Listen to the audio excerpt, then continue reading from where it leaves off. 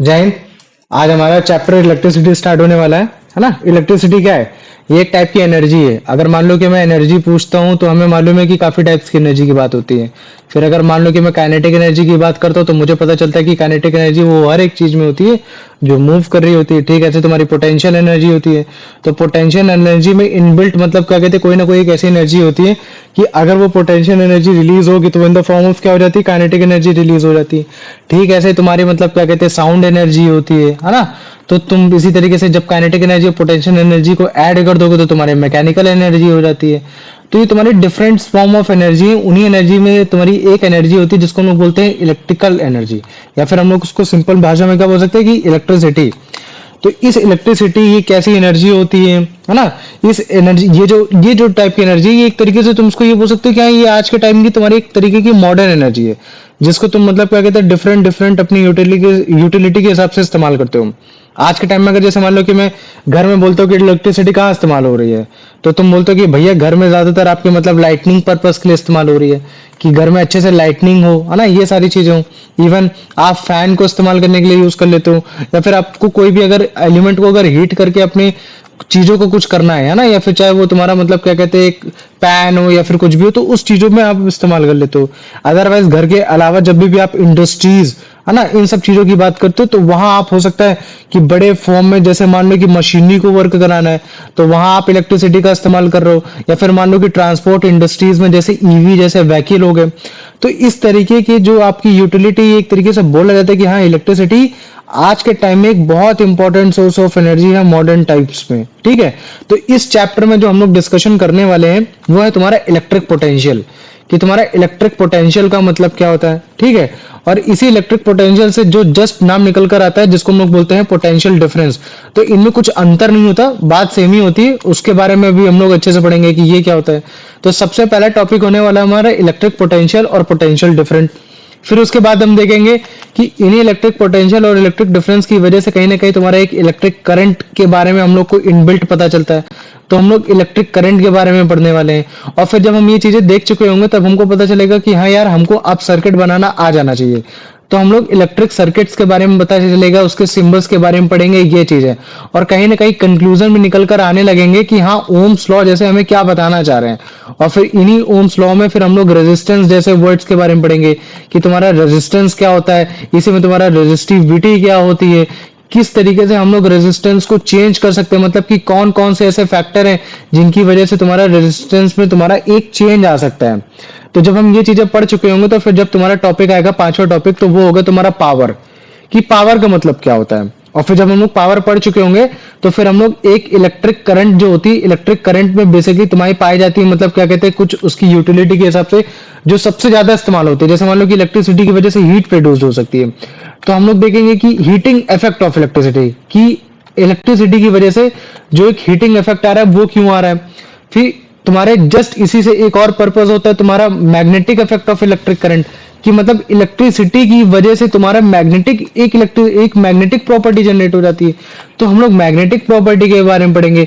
Even तुम्हारी electricity की वजह से तुम्हारी केमिकल प्रॉपर्टी भी होती है, लेकिन वो केमिकल प्रॉपर्टी तुम लोग क्लास 11th में पढ़ोगे। ठीक है, तो ये हमारे कुछ सबसेक्शनल टॉपिक्स हैं, इनके बारे में हम लोग मतलब क्या कहते हैं धीरे धीरे धीरे हम लोग पढ़ने वाले हैं। ठीक है, जैसे मान लो कि केमिस्ट्री के टर्म में जब भी मैं कभी भी मैटर पढ़ाता था या पढ़ाऊंगा, कभी भी पढ़ाऊंगा, तो मैं हमेशा मैटर की स्टार्टिंग में एटम से बताता हूं कि कोई भी अगर मटेरियल बना है तो तुम्हारा एटम से बना है।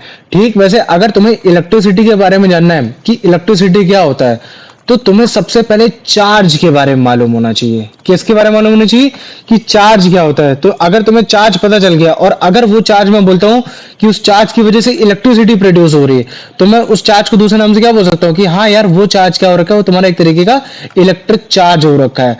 तो हम कुछ एक्सपेरिमेंट करेंगे और उन एक्सपेरिमेंट के थ्रू हम लोग इलेक्ट्रिक चार्ज को समझने की कोशिश करेंगे, क्योंकि मुझे मालूम है कि भैया चार्ज दो ही तरीके के होते हैं, एक पॉजिटिव होता है और एक निगेटिव होता है। पॉजिटिव वाले को भैया हम लोग कैटायनिक चार्ज बोल देते हैं, और आपके निगेटिव वाले को हम लोग क्या बोल देते हैं, एक आपका आयोनिक चार्ज बोल देते हैं, या फिर हम लोग एनायन बोल देते हैं। मान लो कि मैं तुमको बोलता हूँ कि चलो एक काम करो, तुम लोग एक प्लास्टिक की कंघी लो। क्या लो? तुम लोग प्लास्टिक की कंघी लो और तुम लोग मतलब क्या कहते हैं छोटे छोटे छोटे छोटे मतलब क्या कहते हैं कागज के टुकड़े ले लो, और बिना कुछ किए मैं बोलता हूँ कि चलो ठीक है एक काम करो, इसके पास लेके जाओ। तो जैसे ही तुम इसके पास लेके जाओगे तो तुम देखोगे कि इनमें कोई भी अट्रैक्शन नहीं दिखाई दे रहा, मतलब कि ये कहीं से भी एक दूसरे को चपकते हुए दिखाई नहीं देंगे। लेकिन अभी अभी इसी कॉम को मैं तुमसे बोलता हूं कि किसी भी ड्राई चीज से, वो तुम्हारा ड्राई हेयर हो सकता है, ड्राई कपड़ा हो सकता है, उससे तुम उसको तेज तेज तेज तेज तेज तेज क्या करो, रब करो। तो जैसे ही तुम उसको रब करोगे और फिर रब करने के बाद फिर तुम उसके कागज के टुकड़ों के पास लेके जाओगे, तो तुमको क्या देखने को मिलेगा, एक अट्रैक्शन देखने को मिलेगा। ये जो कागज के टुकड़े ये तुमको मतलब क्या कहते हैं, इसके पास अट्रैक्ट होते हुए दिखाई देंगे। ठीक ऐसे तुमको एक दूसरा वाला मतलब क्या कहते हैं, एक एक्सपेरिमेंट दिखाया गया होगा, जिस एक्सपेरिमेंट में तुम्हारा मतलब क्या कहते हैं कि एक रॉड ली गई होगी। कौन सी रॉड ली गई होगी, तुम्हारी ग्लास रॉड ली गई होगी। अब वो ग्लास रॉड जैसे मान लो ये, अब इस ग्लास रॉड को मतलब क्या करना है, हमें रब करना है। अब किन किन चीजों से रब कर सकते हैं, हम रब कर सकते हैं सिल्क के कपड़े से कर सकते हैं या वुलन के कपड़े से कर सकते हैं। तो अगर मान लो कि मैं सिल्क के कपड़े से करता हूं तो ये क्या होता है, और अगर कर लिए तो फिर क्या फायदा। तो अगर मान लो कि मैं एक बलून ले लेता हूं, है ना, ये क्या तुम्हारा, ये मान लो बलून है, तो अगर मैं इसको पास लेके जाऊंगा तो हो सकता है कि सिल्क के कपड़े से ले जाने से ये तुम्हारा अट्रैक्ट होने लगे, पास में आने लगे, और हो सकता है कि वुलन के ले जाने के बाद ये तुम्हारा रेपल करने लगे। तो ये अट्रैक्ट और ये रेपल क्या कर रहा है, इसके बारे में हमको थोड़ा सा समझना पड़ेगा। तो हमें मालूम है कि भैया तुम्हारा अट्रैक्ट और रेपल कब करता है, जब आपके सेम चार्ज होते हैं। मान लो कि अगर मैं बोलता हूं कि रेपल कर रहे हैं, मतलब कि तुमने ग्लास रॉड में कुछ इस तरीके से रगड़ा है, मतलब कि तुमने वुलन से ऐसा कुछ रगड़ा है या किसी चीज से भी कुछ ऐसा रगड़ा है कि जिसकी वजह से ये पॉजिटिवली चार्ज हो गया। ये क्या हो गया, तुम्हारा पॉजिटिवली चार्ज हो गया। और मैंने ये बोला कि तुम्हारा ये जो बलून था ऑलरेडी ही तुम्हारा पॉजिटिवली पहले से ही चार्ज हो रखा था। तो तुम जब भी इसके पास लेके जाओगे तो फिर क्या करेगा, तुम्हारा सेम चार्ज है, पॉजिटिव चार्ज पॉजिटिव चार्ज, तो ये तुमको रेपेल होते हुए दिखाई देंगे। क्या होते हुए दिखाई देंगे, रेपेल होते हुए दिखाई देंगे। लेकिन अगर मान लो मैंने बोल दिया कि तुमने सिल्क से कर रखा है, तो हो सकता है कि तुम्हारा उसमें पॉजिटिवली चार्ज नहीं, तुम्हारा ये निगेटिवली चार्ज हो रखा हो। तो अगर ये तुम्हारा निगेटिवली चार्ज हो गया और मैंने बोला कि बलून ऑलरेडी ही तुम्हारा पॉजिटिवली चार्ज हो रखा है, तब उस केस में क्या हो गया, भैया ये तो अपोजिट चार्ज हो गया। और अपोजिट चार्ज हो गया तो उसका मतलब क्या है, ये तुम्हारे अट्रैक्ट करेंगे। मैं बताना क्या चाह रहा हूं, ये एक तरीके की जो तुम यहां तुम देख रहे हो ना अट्रैक्शन, ये अट्रैक्शन कहीं ना कहीं तुम्हारा एक स्टैटिक इलेक्ट्रिसिटी का तुम्हारा एक हूबहू एग्जांपल हो रखा है। मैं समझाता हूं, देखो कोई भी मैटर है, ठीक है, मैं अगर बोलता हूं कि मैटर है तो ऑब्वियस सी बात है तुम्हारा एटम से मिलकर बना है। और अगर तुम जनरल एटम्स की बात करते हो तो जैसे कोई भी एटम ले लो, मैंने मान लो कि मैंने बोल दिया कि आयरन है, आयरन का एटॉमिक नंबर तुमने कुछ ले लिया, ठीक वैसे जैसे मान लो सोडियम है, तो सोडियम का जैसे मान लो कि सोडियम से बनी कोई चीज है, उसका एटॉमिक नंबर 11 है। तो अगर तुम उसको ध्यान से देखोगे तो अगर तुम उसका इलेक्ट्रॉनिक कॉन्फ़िगरेशन करोगे तो क्या आएगा भैया, के आएगा, एल आएगा, एम आएगा, 2 आएगा, 8 आएगा, 1 आएगा।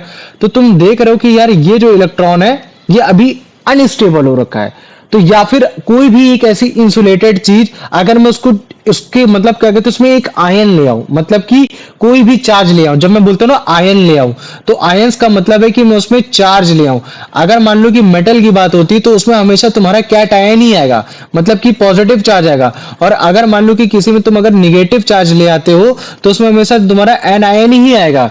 तो जब हम लोग कंघी को रगड़ रहे थे, है ना, जब हम लोग कंघी को रगड़ रहे थे तो उसमें काफी सारे तुम्हारे एटम थे, प्लास्टिक के एटम थे जो कि एक तरीके से इंसुलेटर थे, जो कभी अपने आप में मूव नहीं कर सकते। लेकिन जब हमने उनको रब किया रब किया रब किया रब किया तो उनके जो तुम्हारे इलेक्ट्रॉन्स थे वो इलेक्ट्रॉन्स क्या हो गए, वो चार्ज हो गए। मतलब कि इनको अगर तुम इनको अंदर अगर तुम देखते रहोगे माइक्रोस्कोपिक व्यू से, तो अगर मान लो कि कंघी अगर प्लास्टिक की कंघी थी तो तुम इसके अंदर क्या, अगर जैसे मान लो कि तुम्हारा ये तुम्हारा एक एटम था, तो एटम के आउटर मोस्ट इलेक्ट्रॉन तुम्हारा मूव तो नहीं कर सकता, तभी तो तुम्हारा ये वो हो गया, इंसुलेटर हो गया। लेकिन अगर मान लो कि मूव नहीं किया, लेकिन तुमने इसको इतनी हीट दी कि तुम्हारा चार्ज हो गया, मतलब कि इसमें कुछ एनर्जी आ गई।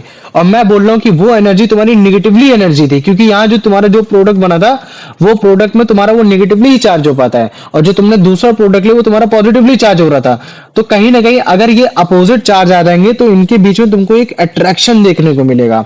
तो जब भी हमारी इलेक्ट्रिसिटी फ्लो होती है तो इन चार्ज की वजह से होती है, वो पॉजिटिव चार्ज की वजह से होती है, निगेटिव चार्ज की वजह से होती है। एशियन टाइम में तुम्हारा पॉजिटिवली चार्ज माना जाता था कि अगर पॉजिटिव चार्ज बह रहा है तो इलेक्ट्रिसिटी बहती है। लेकिन बाद में हमें एक्सपेरिमेंट करके पता चला कि यार पॉजिटिव चार्ज नहीं बहते, एक्चुअली में बहते तुम्हारे निगेटिव चार्ज है। लेकिन निगेटिव चार्ज की वजह से ही तुम्हारी इलेक्ट्रिसिटी फ्लो होती है। तो कुल मिला के हमें आयंस की रिक्वायरमेंट होती है। तो हम इन आयंस के हिसाब से मतलब क्या कहते हैं पूरी मतलब क्या कहते हैं इलेक्ट्रिसिटी को समझने की कोशिश करेंगे कि कैसे एक मैटर में अगर तुम्हारे इलेक्ट्रॉन फ्रीली घूम पा रहे हैं, अगर एक जगह से ए पोजीशन से इलेक्ट्रॉन तुम्हारे बी पोजीशन में जा पा रहा है तो तुम्हारी इलेक्ट्रिसिटी फ्लो होगी। लेकिन अगर वो ए ही पोजीशन में वो फिर से ए ही पोजीशन में आ रखा है, लेकिन इस कंडीशन में ये तुम्हारा चार्ज हो रखा है तो ये मूव नहीं कर रहा। लेकिन हो सकता है कि बी वाला अगर तुम्हारा निगेटिवली चार्ज है या पॉजिटिवली चार्ज है, अगर ये मान लो कि ये निगेटिवली था बाद में पॉजिटिव था, तो ये उस केस में तुम्हारे अट्रैक्ट करेंगे, इस केस में तुम्हारे अट्रैक्ट करेंगे। लेकिन अगर ये सेम चार्ज हो जाएंगे तो तुम्हारे रेपेल करने लगेंगे, है ना। तो उसके हिसाब से हम लोग कंडीशंस लेकर आते हैं कि क्या है क्या चीज नहीं है। तो हम लोग जितने भी टाइप की हम लोग मतलब क्या कहते हैं इलेक्ट्रिसिटी के बारे में पढ़ते हैं, है ना, फिर वो चाहे तुम्हारी एक स्टैटिक इलेक्ट्रिसिटी हो, फिर वो चाहे तुम्हारी एक करंट इलेक्ट्रिसिटी हो। जैसे मान लो कि अभी तक हमने जितने भी एग्जांपल लिए ना, तुम्हारे ये कॉम वाला एग्जांपल लिया, उसके साथ हमने पेपर वाला लिया, तो हमको इसमें कहीं भी इलेक्ट्रिसिटी फ्लो होते हुए नहीं दिखाई दी। लेकिन हमें ये जरूर पता चला कि हाँ इनमें जो तुम्हारे मतलब चार्ज थे, वो जो तुम्हारे न्यूट्रल चार्ज थे वो अब तुम्हारे चार्ज हो गए। हो सकता है कि तुम्हारा कॉम पॉजिटिवली चार्ज रहा हो, ये तुम्हारा नेगेटिवली चार्ज रहा हो। लेकिन अगर चार्ज तुम्हारे कभी भी मूव नहीं कर पा रहे तो इस केस में जो तुम्हारी इलेक्ट्रिसिटी बोली जाती है उसको हम लोग स्टैटिक इलेक्ट्रिसिटी बोलते हैं। उसको क्या बोलते हैं हम लोग हमेशा? उसको हम लोग स्टैटिक इलेक्ट्रिसिटी बोलते हैं। लेकिन अगर मान लो कि यही चार्ज तुम्हारे मूव करने लगे, है ना, तुम्हारे इलेक्ट्रॉन्स क्या करने लगे, मूव करने लगे, एक जगह से दूसरी जगह जाने लगे, तो उस तरीके के चार्जेस को हम लोग बोलते हैं करंट इलेक्ट्रिसिटी। और ये करंट इलेक्ट्रिसिटी जैसे तुम्हारे घरों में बह रही है, तो तुम्हारे तुम्हारे जितने भी घरों में वायर्स जा रही है उनमें तुम्हारे इलेक्ट्रॉन का फ्लो हो पा रहा है, एक एटम से दूसरे एटम, दूसरे एटम से तीसरे एटम। मतलब कि एक इलेक्ट्रॉन ये था, इससे एटम से निकला तो फिर दूसरे वाले उसमें इलेक्ट्रॉन चला गया, इससे निकला तो फिर दूसरे वाले में चला गया, तीसरे वाले में चला गया। तो इस तरीके से तुमको फ्लो देखने को मिलेगा। और जब तुमको फ्लो देखने को मिलेगा तब तुम्हारी इलेक्ट्रिसिटी बह रही है। तो अगर चार्ज फ्लो हो रहा है तो तुम उसको कंडीशन डालोगे कि हाँ वो करंट इलेक्ट्रिसिटी हो रखी है। और अगर मान लो कि चार्ज फ्लो नहीं हो रहे तो वो तुम्हारी एक स्टैटिक इलेक्ट्रिसिटी आएगी। और स्टैटिक इलेक्ट्रिसिटी में एक सबसे बेस्ट एग्जांपल दिया जाता है तुम्हारा थंडर स्टॉर्म का। तो अभी थंडर स्टॉर्म में कैसे तुम्हारा एक मतलब क्या कहते हैं इलेक्ट्रिसिटी का एग्जांपल आता है, उसके बारे में भी अभी मैं बताऊंगा। तो पहले मेरे को बताओ ये चार्जेस के बारे में सबको समझ में आ गया कि नहीं आ गया, इतना बताओ। हाँ पूछो। वो स्टैटिक इलेक्ट्रिसिटी में करंट फ्लो करता है? करंट नहीं फ्लो करता, लेकिन तुम्हारा पार्टिकल चार्ज हो जाते हैं, जिसकी वजह से हो सकता है कि कोई ऑब्जेक्ट अट्रैक्ट होते हुए दिखाई दे या कुछ होते हुए दिखाई दे, है ना, क्योंकि तुम्हारे मतलब अपोजिट चार्ज। हाँ बोलो। जैसे करंट इलेक्ट्रिसिटी में एक जैसे पार्टिकल चार्ज होते थे चलते एक सीरीज बन जाती है, पहले ये चार्ज हुआ फिर इस पे पास हुआ फिर इस पे पास हुआ। और हम्म। स्टैटिक इलेक्ट्रिसिटी में सब एक साथ चार्ज हो जाता है। नहीं, ऐसा कुछ नहीं कि ये पहले चार्ज होगा वो चार्ज होगा, इसमें इलेक्ट्रॉन फ्लो हो रहा है, तुम समझ रहे हो ना। हम क्या करते हैं, जब अगर मान लो कि तुम्हारे ये कभी भी इलेक्ट्रॉन जा नहीं सकते थे, ये इलेक्ट्रॉन यही था, ये इलेक्ट्रॉन यही था, ये इलेक्ट्रॉन यही था, ठीक है, ये हमेशा यही रहेंगे। लेकिन अगर तुम इनको in the form of heat energy दे दो या इनको रब करा दो, रब कराना मतलब क्या होता है कि एक ही जगह मूवमेंट करा दो, है ना, एक ही जगह तुम मूवमेंट करा दो, तो फिर क्या होगा, ये मूव तो नहीं कर सकते एक एटम से दूसरे एटम, लेकिन मूव करने की वजह से हो सकता है कि इनमें एक चार्ज आ जाए। तो अगर वो चार्ज किसी भी टाइप का हो सकता है, पॉजिटिव चार्ज भी हो सकता है, निगेटिव भी चार्ज हो सकता है।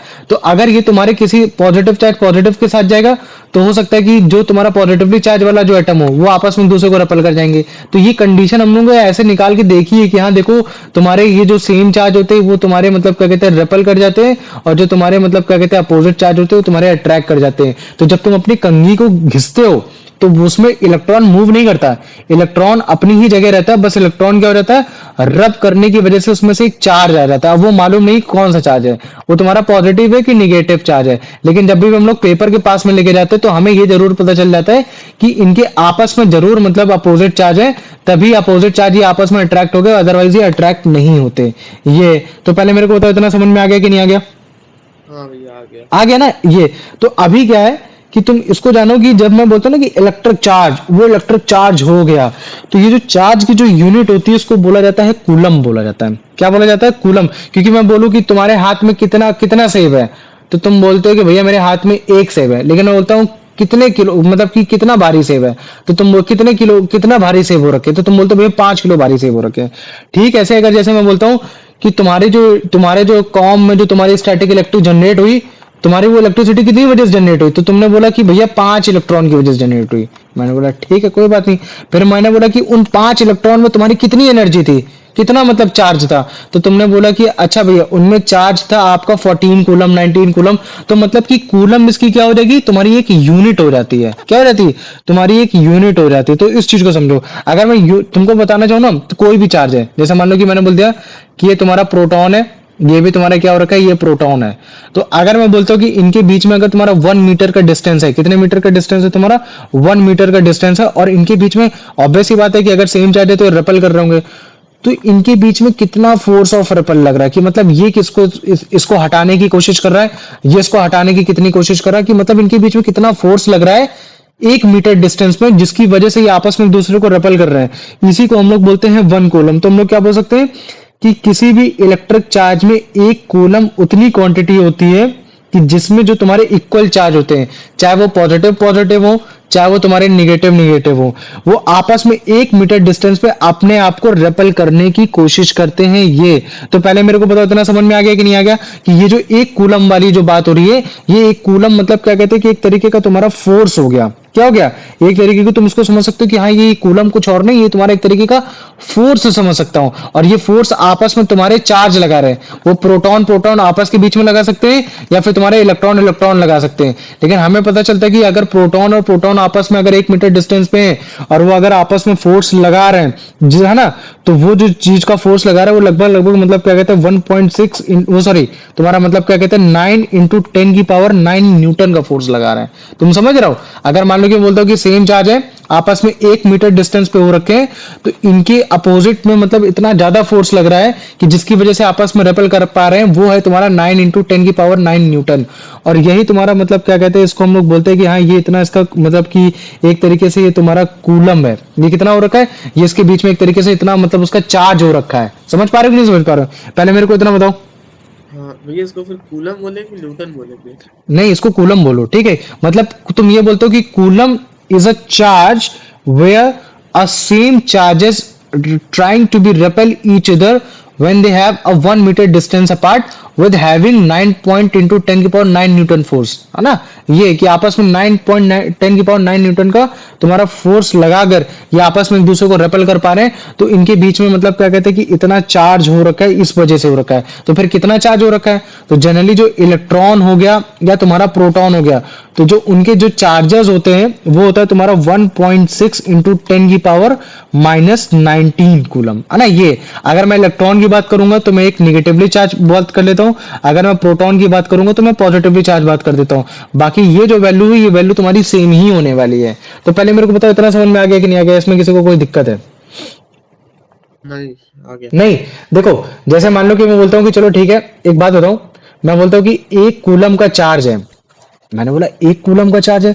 1 कूलम का चार्ज में जब भी बोलूं ना, तो तुम समझ लेना कि यार 1 कूलम का चार्ज का मतलब भैया ये है कि कोई भी सेम तुम्हारे मतलब क्या कहते हैं कि तुम्हारे सेम या तो इलेक्ट्रॉन की बात हो रही है या तो तुम्हारे प्रोटॉन की बात हो रही है, वो आपस में 1 मीटर डिस्टेंस पे हो रखे, और उनके बीच में जो तुम्हारा फोर्स लग रहा है वो कितने का लग रहा है तुम्हारा?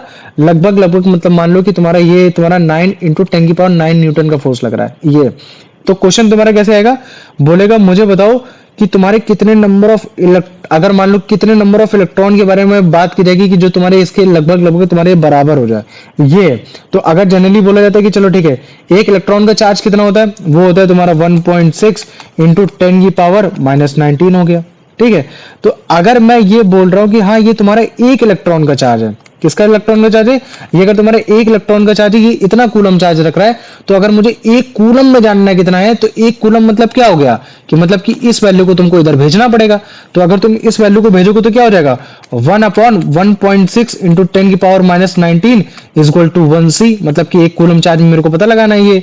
और अगर तुमको मतलब क्या कहते हैं ये वो जो माइनस में यहाँ जो 19 हो रखा है, इसको अगर तुम ऊपर लेके जाओगे तो कितना हो जाएगा? 1/1.6 इंटू 10⁻+ 19 हो जाएगा। और जब तुम इसको अच्छे से सॉल्व करोगे तो ये ऊपर एक जीरो आ जाएगा, और जब ये ऊपर एक जीरो आ जाएगा, इसको और अच्छे से मतलब क्या कहते हैं सॉल्व करने लगोगे, तो लगभग लगभग जो तुम्हारी वैल्यू आने वाली है वो कितनी आने वाली है? 6.25 इंटू 10⁻18। मतलब कि भैया जब 1 कूलम चार्ज की बात होती है तो उसमें टोटल आपके इतने इलेक्ट्रॉन पाए जाते हैं। तुम समझ पा रहे हो ना, कितने हजारों लाखों करोड़ों पाए जाते हैं। तो 1 कूलम चार्ज होता है उसमें इतने ज्यादा इलेक्ट्रॉन पाए जाते हैं। समझ पा रहे हो कि नहीं समझ पा रहे हो? पहले मेरे को इतना बता दो, या इसमें किसी को कोई कंफ्यूजन नहीं हो रही हो हल्का फुल्का? कोई भी अगर डाउट हो तो पूछ सकता है मेरे से अभी कोई। बताओ नहीं। मुझे, किसी को कोई डाउट तो नहीं है ना? याद रख लो। हाँ बोलो। चार्ज को डिफाइन कैसे करेंगे, एक बार बताएंगे? चार्ज, अच्छा एक सेकंड रुको, मैं काम करता हूँ, मैं तुम लोग को स्लाइड ही दिखाता हूँ, ठीक है? सब समझ जाओगे अभी। पहले इसको ध्यान से देख लो, फिर अच्छे से समझ जाओगे, ठीक है? तो मॉडर्न है ना, अभी सब समझ में आ जाएगा, ठीक है? तो इलेक्ट्रिसिटी भी एक तरीके की तुम्हारे सोर्स ऑफ एनर्जी है मॉडर्न टाइम्स में, है ना? घर में इस्तेमाल होती है, इंडस्ट्रीज में इस्तेमाल होती है, ट्रांसपोर्ट में इस्तेमाल होती है, घर में तुम्हारे लाइटनिंग पर्पस के लिए, है ना, फैन को ऑपरेट करने के लिए, है ना, इन सब के लिए इस्तेमाल होती है। इवन अगर इंडस्ट्रीज में बात की जाएगी तो तुम्हारे ये ट्रांसपोर्ट सेक्टर से लेकर तुम्हारे मशीनरी सेक्टर्स को भी इंप्रूव कराने के लिए होती है। तो जैसे मान लो कि ये है ना, तो इस इलेक्ट्रिसिटी के थ्रू तुम मतलब क्या कहते हैं, तुम अपने ट्रेन इंजन तक को भी चलाने की कोशिश करते हो। तो ये कुछ टॉपिक्स हैं जिनको हमें चैप्टर में पढ़ना है। Electric potential, electric current, electric power, heating effect of electric current. ये तो सबसे पहले जानते हैं तुम्हारा इलेक्ट्रिक चार्ज क्या होता है। तो एक्सपेरिमेंट देखो, है ना, इस एक्सपेरिमेंट में देख पा रहे हो तुम्हारे नहीं हो रहे, है ना? अगर मान लो कि प्लास्टिक कॉम को मैं छोटे छोटे छोटे पीसेस के पास लेके जा रहा हूं तो मेरे दिख रहा है कि कोई भी इफेक्ट नहीं आ रहा। लेकिन अगर मान लो कि इसी इसी प्लास्टिक कॉम को मैं क्या करने लगूं, रब करने लगूं किसी भी ड्राई हेयर से, किसी भी चीज से, अब अगर मैं इन टाइनी पीसेस के पास लेके जा रहा हूं तो ये मेरे को क्या होते हुए दिखाई दे रहे हैं, एक तरीके से अट्रैक्ट होते हुए दिखाई दे रहा है। और मुझे मालूम है कि अगर आपस में कोई चीज अट्रैक्ट हो रही है तो इसका मतलब है कि उनमें चार्जेस जो है वो क्या हो गए, तुम्हारे डिफरेंट हो गए, है ना? तो कहीं ना कहीं ये मेरे को ऑब्जर्वेशन दे रहा है कि स्टार्टिंग में जो कॉम था वो तुम्हारा न्यूट्रल था, मतलब कि उसमें कोई भी चार्ज नहीं था, उसमें इलेक्ट्रिकली न्यूट्रल था, उसमें कोई भी एक तरीके से कोई भी चार्ज तुम्हारा इलेक्ट्रिकली चार्ज नहीं था ये। लेकिन जैसे ही तुम मतलब क्या कहते हैं कि उसको मतलब क्या कहते हैं ड्राई हेयर के पास तुमने रब किया, तो रब करते ही जो उसके अंदर के जो तुम्हारे इलेक्ट्रॉन्स थे वो तुम्हारे चार्ज हो गए, है ना? और जैसे ही चार्ज हो गए तो हो सकता है कि जो तुम्हारे कोई भी मैटर चार्ज हो गया तो तुम्हारा पॉजिटिव या नेगेटिव, नेगेटिव पॉजिटिव हो गया, तो उसके हिसाब से तुमको अट्रैक्ट होते हुए दिखाई देगा। तो पहले वाले कंडीशन में हमको दिख रहा है कि यार जो तुम्हारे जो चार्ज है वो तुम्हारा इलेक्ट्रिकली चार्ज नहीं हुआ, वो न्यूट्रल है। दूसरे वाले में जो तुम्हारा बेसिकली एक एटम है वो तुम्हारा चार्ज हो गया। यहाँ तुम्हारे एटम्स की बात हो रही है, अभी चार्ज की बात नहीं हो रही। ठीक है, ऐसे तुम्हारा ये वाला कंडीशन हो गया, ये बॉल वाला, इसको देखो, है ना? अगर मान लो कि ये तुम्हारी ये सिल्क वाली वो सॉरी ये तुम्हारी ग्लास रॉड है ना, कुछ भी नहीं हो रहा। अभी अगर मान लो कि इसी को अगर मैं उससे घिसता हूँ, एक मतलब क्या कहते हैं कि एक सिल्क के क्लॉथ से घिसता हूँ, तो हो सकता है कि तुम्हारा ये निगेटिवली चार्ज हो गया हो, है ना? या फिर देखो मैंने इसको ही कर दिया, इसको रब कर दिया, तो इसको रब करने से क्या हो गया कि ये तुम्हारा कुछ ना कुछ एक चार्ज गेन कर लिया। हो सकता है नेगेटिव चार्ज गेन कर लिया हो, ये एक पॉजिटिव चार्ज गेन कर लिया हो। और उसी के हिसाब से अगर मान लो कि मैं एक ग्लास रॉड को भी रब कर देता हूँ तो वो भी कुछ ना कुछ चार्ज हो गया हो सकता है सेम चार्ज हो गया हो सकता है तुम्हारा एक अपोजिट चार्ज हो गया हो। तो अगर सेम चार्ज हो गए होंगे तो वो क्या करेंगे आपस में, मतलब क्या कहते हैं कि एक दूसरे को मतलब कि रेपेल करने लगेंगे। और अगर मान लो कि वो तुम्हारे मतलब क्या कहते हैं अपोजिट चार्ज होंगे तो वो आपस में क्या करने लगे होंगे, तुम्हारे अट्रैक्ट करने लगे होंगे। ये है, ठीक है? तो चार्जेस बेसिकली कुछ नहीं होता, चार्जेस को तुम ये देखो जैसे यहाँ तुम्हारे अट्रैक्ट होते हुए तुमको दिखाई दे रहे हैं, ठीक है? तो इन एक्सपेरिमेंट्स में तुमको बस यही पता चला है कि हाँ देखो, अगर कोई भी चीज अट्रैक्ट हो रही है तो उनके जो अंदर जो एटम पाया जा रहा है वो एटम पहले न्यूट्रल था, उनको रब करने के बाद उनको एक थोड़ी सी हीट एनर्जी देने के बाद उनमें मतलब क्या कहते हैं चार्ज हो गया, वो एटम क्या हो गया, चार्ज हो गया। तो हो सकता है कि कोई एटम तुम्हारा पॉजिटिवली चार्ज हो गया हो, कोई एटम तुम्हारा निगेटिवली चार्ज हो रखा हो। कन्वेंशन ये लिया जाता है कि जब भी अगर तुम लोग ग्लास रॉड को अगर सिल्क क्लॉथ से रगड़ोगे तो वो जो ग्लास रॉड है वो तुम्हारी पॉजिटिवली चार्ज हो जाएगी, ठीक है? और अगर तुम लोग कभी भी किसी भी एबोनाइट रॉड को या फिर मान लो कि किसी भी है ना एबोनाइट रॉड को अगर वुलन क्लॉथ से रगड़ोगे तो तुम्हारी वो निगेटिवली चार्ज हो जाएगी। ये कन्वेंशन जो लोग सोचते आ रहे ये है ना, लेकिन इस चीज को याद रख लेना, यहाँ तुम्हारा एटम चार्ज होता है, तुम्हारे इलेक्ट्रॉन चार्ज नहीं हो रहा है, तुम्हारा एटम चार्ज हो रहा है। अगर एटम तुम्हारा पॉजिटिवली चार्ज हो जा रहा है तो हम लोग बोलते हैं कि यार वो तुम्हारा पॉजिटिव एटम है, और अगर मान लो कि अगर निगेटिवली चार्ज हो रहा है तो तुम्हारा वो निगेटिवली एटम है। तो अगर एक तुम्हारा एटम पॉजिटिव है, एक निगेटिव है, तो मतलब अपोजिट चार्ज है, और अगर अपोजिट चार्ज है तो आपस में क्या करेंगे, अट्रैक्ट करेंगे। और अगर मान लो कि वो दोनों ही सेम चार्ज हो रखे हैं तो फिर क्या हो जाएंगे, वो तुम्हारे रेपेल करेंगे। तुम इसको मैटर समझ सकते हो, है ना, कि मतलब कि ये एक मैटर ए है, वो एक मैटर बी है। अगर ए मैटर का एटम को मैंने पॉजिटिवली चार्ज कर दिया और बी वाले मतलब मैंने क्या कर दिया उसको निगेटिवली चार्ज कर दिया, तो कहीं ना कहीं मतलब क्या होगा कि इनकी आपस के बीच में तुम्हारे अपोजिट चार्ज और सेम चार्ज की प्रॉपर्टी के हिसाब से कुछ रेपेल करेंगे और तुम्हारे क्या करेंगे, कुछ तुम्हारे अट्रैक्ट करेंगे। तो तुम्हारे जितने भी मैटर वो सब एटम से मिलकर बने हुए हैं, उनमें कुछ ना कुछ चार्ज होता है। तो उस चार्ज की जो तुम्हारी यूनिट होती है उसको हम लोग बोलते हैं कूलम, है ना। और अगर वो चार्ज बेसिकली एक तरीके का एक इलेक्ट्रिसिटी प्रोड्यूस कर रहा है या कोई ना कोई एक इलेक्ट्रिक करंट प्रोड्यूस कर रहा है जिसकी वजह से हमको एक अट्रैक्शन या रिपल्शन या फ्लो ऑफ इलेक्ट्रिसिटी दिख रही है, तो इस वजह से हम लोग पूरी यूनिट को हम लोग कूलम के साथ डोनेट करते हैं। ये चीज हो गया, है ना। इवन इलेक्ट्रॉन की भी जो एनर्जी होती है, मतलब कि इनके अंदर की जो एनर्जी होती है, उस एनर्जी को हम लोग मतलब क्या कहते हैं, कूलम के थ्रू डोनेट करने की कोशिश करते हैं। ये तो एक कूलम बेसिकली इतनी ज्यादा क्वांटिटी होती है, मतलब कि इलेक्ट्रिक चार्ज की इतनी ज्यादा क्वांटिटी होती है जिसमें बेसिकली आपके इक्वल चार्ज अगर 1 मीटर डिस्टेंस पे रखे हो तो वो लगभग आपस में मतलब क्या कहते हैं 9.10 की पावर 9 न्यूटन का फोर्स लगाते हैं, जिसकी वजह से अपने आपस में एक दूसरे को रेपल कर पा रहे होते हैं। ये है ना। तो ये तुम्हारा एक इलेक्ट्रिक मतलब कि तुम्हारे चार्ज की डेफिनेशन है कि मतलब कि एक कूलम इतनी क्वांटिटी होती है किसी भी इलेक्ट्रिक चार्ज की कि जिसमें जो तुम्हारा फोर्स लग रहा होता है वो तुम्हारा 9.10 की पावर 9 न्यूटन का फोर्स लग रहा होता है। तब जब तुम्हारे जो एटम है वो तुम्हारे इक्वली चार्ज हो रखे हो, मतलब कि पॉजिटिव पॉजिटिव या नेगेटिव नेगेटिव, और वो आपस में मतलब क्या कहते हैं 10 की पावर 9 मीटर तुम्हारे डिस्टेंस अपार्ट हो रखे हो। ये तो अगर इस हिसाब से अगर तुम देखोगे तो जो तुम्हारा प्रोटॉन में जो पॉजिटिव चार्ज पाया जाता है यूजली वो तुम्हारा 1.6 इंटू 10 की पावर 19 न्यूटन का तुम्हारा मतलब चार्ज पाया जाता है। ये है ना। और जो तुम्हारा इलेक्ट्रॉन की बात की जाती है वो तुम्हारा 1.6 इंटू 10 की पावर 19 न्यूटन के चार्ज की बात की जाती है। ये हो गया। तो जो तुम्हारा इलेक्ट्रिक चार्ज की जो यूनिट है वो तुम्हारे कूलम है, ठीक है, जो कि तुम देख सकते हो कि इसकी यूनिट तुम्हारे इन टर्म्स ऑफ अगर इसको अगर देखा जाए तो कितनी ज्यादा हो रखी है। ये तो मतलब कि एक कूलम में तुम्हारे लाखों करोड़ों तुम्हारे इलेक्ट्रॉन पाए जा सकते हैं कि जो आपस में मतलब क्या कहते हैं रेपल करा करा के इलेक्ट्रिसिटी प्रोड्यूस करा सकते हैं या फिर अट्रैक्ट करा के इलेक्ट्रिसिटी प्रोड्यूस करा सकते हैं। तो एक कूलम में लाखों करोड़ों तुम्हारे इलेक्ट्रॉन और प्रोटॉन पाए जा सकते हैं क्योंकि जो कूलम का जो तुम्हारा चार्ज है वो कई ज्यादा है, वो 10 की पावर 9 हो रखा है, वेयर जो तुम्हारा इलेक्ट्रॉन का चार्ज है वो 10 की पावर -19 हो रखा है ना। तो इतना डिफरेंस तो है ना। तो सोचो कितने सारे तुम्हारे नेगेटिव चार्ज आएंगे तब जाके तुम्हारा ये 10 की पावर 19 10 की पावर 9 तक जा पाएगा, तब जाके वो अपने आप को मतलब क्या कहते हैं कूलम के बराबर लेके जा पाएगा। हाँ पूछो, डाउट क्लियर करो अपने। भैया चार्ज को ऐसा कह सकते हैं कि मतलब एक कॉलम मतलब चार्ज मतलब किसी इलेक्ट्रॉन को मूव कराने के लिए जो लगता है। चार्ज मतलब कि चार्ज तुम यहाँ बोल सकते हो, कोई दिक्कत नहीं है। चार्ज मतलब कि भैया इतना फोर्स कि जिसमें हम कोई भी एक मतलब क्या कहते हैं इलेक्ट्रॉन को मूव कराने के लिए इतना फोर्स लगा रहे हैं। ये है, ठीक है। तो तुम बोलोगे कि कितना फोर्स लगा रहे हैं, तो तुम बोलोगे कि अगर भैया मान लीजिए कि अगर एक कोई इलेक्ट्रॉन है उसके ऊपर अगर 1.6 इंटू 10 की पावर 19 कूलम का चार्ज है और एक दूसरा भी इलेक्ट्रॉन है उसके ऊपर भी 1.6 इंटू 10 की पावर 19 कूलम का चार्ज है, अगर वो 1 मीटर डिस्टेंस पे हो रखे होंगे तो वो लगभग मतलब क्या कहते हैं कि 9.10 इंटू 10 की 9 इंटू 10 की पावर 9 न्यूटन का फोर्स लगा रहे हैं कि आपस में एक दूसरे को फोर्स लगा रहे हैं। तो वो तुम्हारा एक 1 कूलम की यूनिट हो जाएगी, बस वो इतना हो गया, ठीक है। अब देखो क्वेश्चन कैसा दे रखा है एनसीईआरटी में, बोल रखा है कि मुझे बताओ कि एक कूलम चार्ज में तुम्हारे कितने इलेक्ट्रॉन पाए जाते हैं। तो तुम्हें मालूम है कि भैया जो यूजली जो मतलब क्या कहते हैं कि जो तुम्हारे इलेक्ट्रॉन का जो चार्ज होता है कितना होता है 1.6 इंटू 10 की पावर 19 कूलम होता है। कितना होता है अगर बात की जाए तुम्हारे एक इलेक्ट्रॉन की यूनिट की चार्ज तो कितना है 1.6 इंटू 10 की पावर 19 कूलम। और बोला क्या गया है कि मुझे बताओ एक कूलम का चार्ज कितना होता है। तो उसका मतलब क्या है कि अगर एक कूलम का चार्ज लेना है तो इस 1.6 को इधर साइड तुम राइट साइड भेज दो और राइट साइड भेजोगे तो यहाँ तो ये मल्टीप्लाइड में हो रखा है कूलम के साथ, तो ये तुम्हारा डिवाइड में चला जाएगा। तो डिवाइड में चला गया तो कितना हो गया 1.6 इंटू 10 की पावर -19, ये हो गया।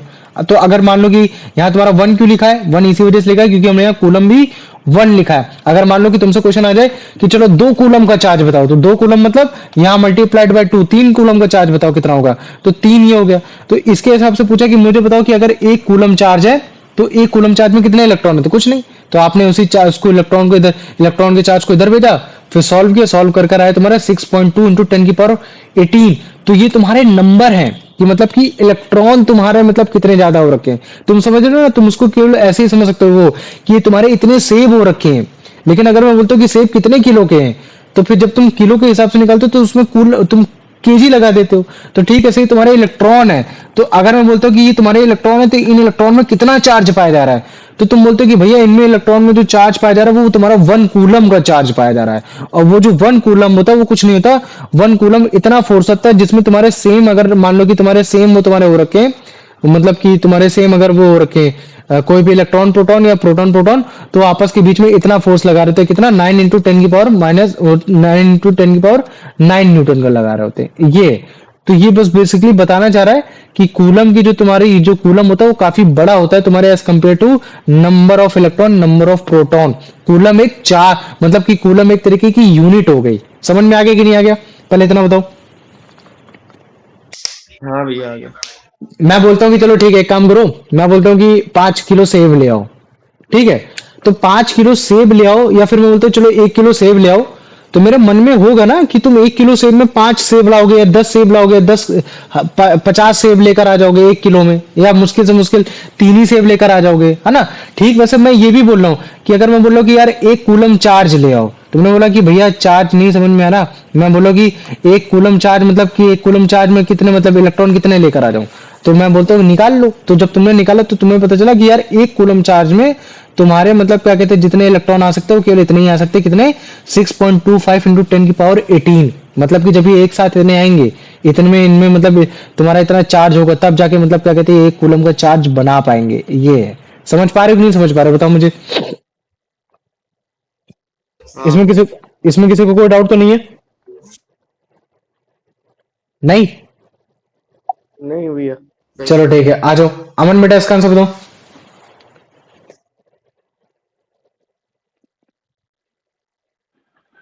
According to the text, what is the first thing we should understood in order to study electricity, electric power, electric charge, electric potential, heating effect, electric charge? Good है ना, ये हो गया। आ जाओ, अब इसका आंसर बता दो अर्पित।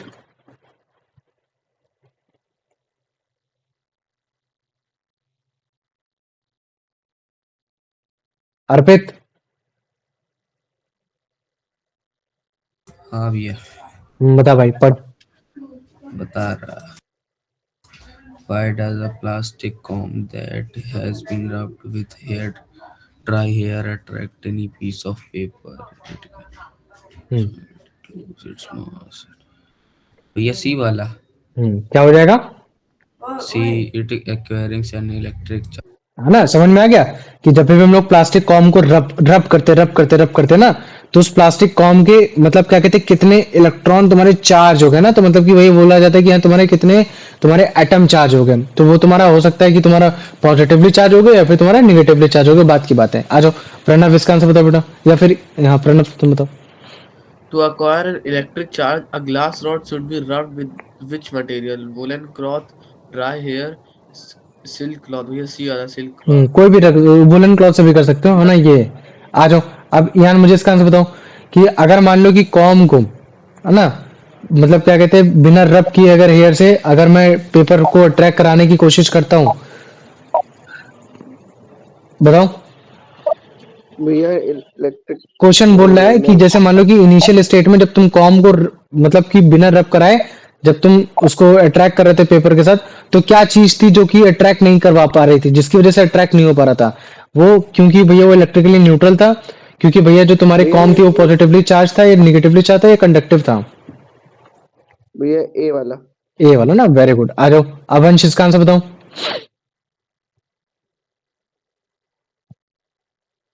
What are the two type of electric charge found through experiment? Neutral and active, positive and negative, static and current, magnetic and electric. ये बी वाला positive and negative. गुड। आ जाओ प्रणव, इसका आंसर बताओ। By convention, what type of charge is acquired by a glass rod when it is rubbed with a silk cloth?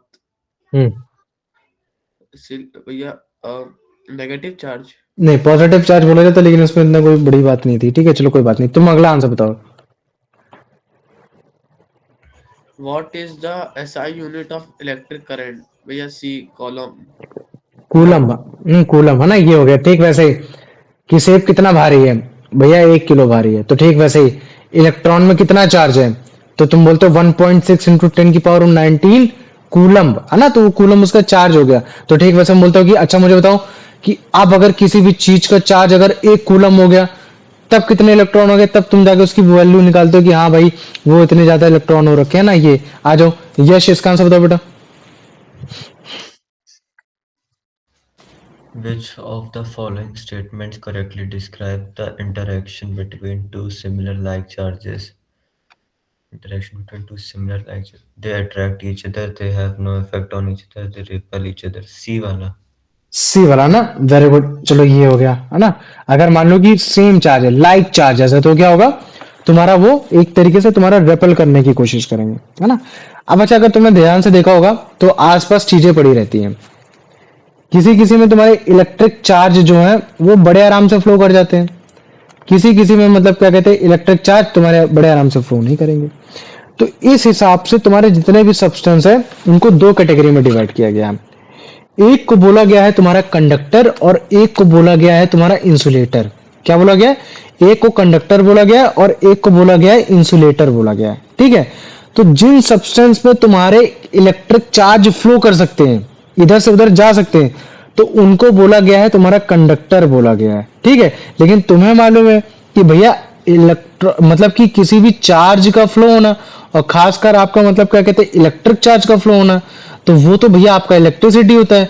तो क्या मैं इसको electricity के टर्म में आंसर दे सकता हूँ? बिल्कुल दे सकते हो। क्या बोलोगे इसको कि भैया कोई भी सब्सटेंस अगर उसमें इलेक्ट्रिसिटी फ्लो हो रही है तो इसका मतलब है कि वो कंडक्टर है। क्या बोल सकते हो?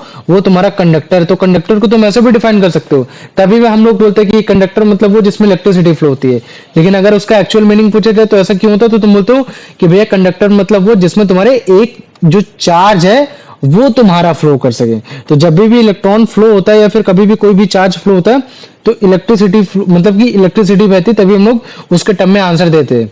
और एग्जांपल के तौर पे तुम्हारा सिल्वर हो गया, सबसे बेस्ट मतलब क्या कहते हैं बोला जाता है, कंडक्टर्स को बोला जाता है। फिर तुम्हारा कॉपर हो गया, फिर तुम्हारा मतलब क्या कहते हैं एल्यूमिनियम हो गया, ये सब हो गया। तो अभी जैसे कॉपर, एल्यूमिनियम और सिल्वर की बात की जा रही, तो ये सारे के सारे तुम्हारे प्योर मेटल हैं। ये सब क्या है तुम्हारे प्योर मेटल की बात की जा सकती है। अब हो सकता है कि कोई मेटल तुम्हारे अलॉय के रूप में पाए जा रहे हो। अगर अलॉय के रूप में बात की जाती तो तुम्हारा जैसे मान लो कि नाइक्रोम वायर की बात कर दी जाती है, तुम्हारा मतलब क्या कहते हैं मैग्नीन के बारे में बात कर दी जाती है, तुम्हारा मतलब क्या कहते हैं कॉन्स्टेंटेंट की बात कर दी जाती है, ये सब हो गया। तो ये सब क्या है, ये मेटल के रूप में पाए जाने वाले अलॉय है, मतलब कि इनमें एक से ज्यादा मेटल पाया जा रहा है।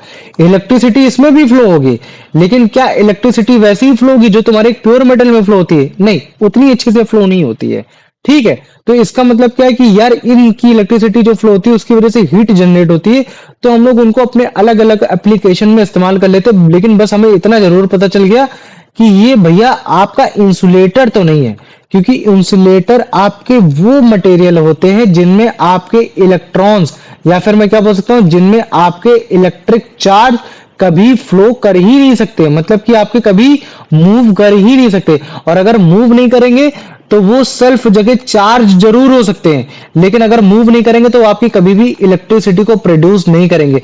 तभी कभी भी हम लोग इलेक्ट्रिसिटी के सेंस में कभी भी आंसर देते तो हम लोग क्या बोलते हैं कि insulators are do substance which can not have a electricity, we do not have flow of electricity ना। तो हम इसमें बोलते हैं कि कभी भी आपकी इलेक्ट्रिसिटी फ्लो नहीं हो सकती। और इस केस में ज्यादातर तुम्हारे मतलब जैसे मान लो कि एबोनाइट रॉड हो गया, ग्लास रॉड हो गया, ठीक है, इस तरीके के एग्जांपल दे देते हैं। लेकिन ऐसा नहीं बोल सकते कि भैया अगर आप नॉन मेटल की कैटेगरी में सब डाल लो तो नॉन मेटल की कैटेगरी में सारे आपके मतलब इंसुलेटर कहलाए जाते हैं। मान लो मैं कार्बन बोल देता हूं तो कार्बन क्या है, ये भी आपका एक नॉन मेटल है। लेकिन कार्बन के एलोट्रोप्स में अगर ग्रेफाइट की बात की जाए तो graphite is a good conductor, ये आपका इलेक्ट्रोड्स बनाने में भी इस्तेमाल करता है, इवन हमारे ह्यूमन बॉडी भी। तो जो भी तुम्हारे इलेक्ट्रॉन को फ्लो करा सकता है या फिर तुम्हारे चार्ज को फ्लो करा सकता है, चार्ज बेसिकली कुछ नहीं, चार्ज कहां से आ रहा है, इलेक्ट्रॉन ही से तो आ रहा है। तो हम लोग क्या बोल देते हैं, ये चार्ज फ्लो हो रहा है। तो चार्ज फ्लो होने का मतलब क्या होता है, इलेक्ट्रॉन फ्लो हो रहा है। तो जिस किसी बॉडी में अगर तुम्हारे इलेक्ट्रॉन फ्लो हो सकते हैं तो उस बॉडी में तुम्हारी इलेक्ट्रिसिटी पाई जाएगी। तो हमारी बॉडी में तो इलेक्ट्रॉन फ्लो हो सकते हैं, तभी तो हमारी बॉडी में इलेक्ट्रिसिटी पाई जाती है। भैया तुम्हारे सिल्वर के मेटल, कॉपर के मेटल, एल्यूमिनियम के मेटल में इलेक्ट्रिसिटी फ्लो, इलेक्ट्रॉन बह सकते हैं, तो भैया इसमें इलेक्ट्रिसिटी बहती है। भैया एलॉय में भी बह सकते हैं, लेकिन एलॉय में उतने ज्यादा नहीं बह पाते, इसी वजह से उतना मतलब क्या कहते हैं इलेक्ट्रिसिटी फ्लो नहीं होती। और भैया कुछ तो ऐसे भी मटेरियल होते हैं जिनमें आपके इलेक्ट्रॉन तो कभी बह नहीं सकते, और इलेक्ट्रॉन इलेक्ट्रिक चार्ज लेके बहते हैं, तो मतलब कि भैया इनमें कोई इलेक्ट्रिक चार्ज बह ही नहीं सकता, और जब बह नहीं सकता तो उनमें कोई भी इलेक्ट्रिसिटी फ्लो नहीं हो सकती है।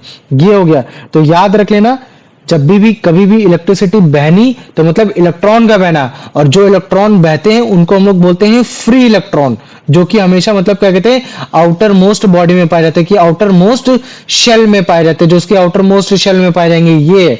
तो जब वो मतलब क्या कहते हैं फ्री होते हैं, जब वो तुम्हारे एक एटम से दूसरे एटम में जाते हैं तब जाके वो होता है। नॉन मेटल के केस में मतलब कि इंसुलेटर के केस में ये होता है कि जो तुम्हारा न्यूक्लियस है ना, जो मतलब कि जैसे मान लो कि ये तुम्हारा न्यूक्लियस है, तो ये न्यूक्लियस क्या करता है कि इनके आउटर मोस्ट इलेक्ट्रॉन को क्या करता है बहुत स्ट्रांगली होल्ड करके रखता है, तो ये तुम्हारे मूव ही नहीं कर सकते।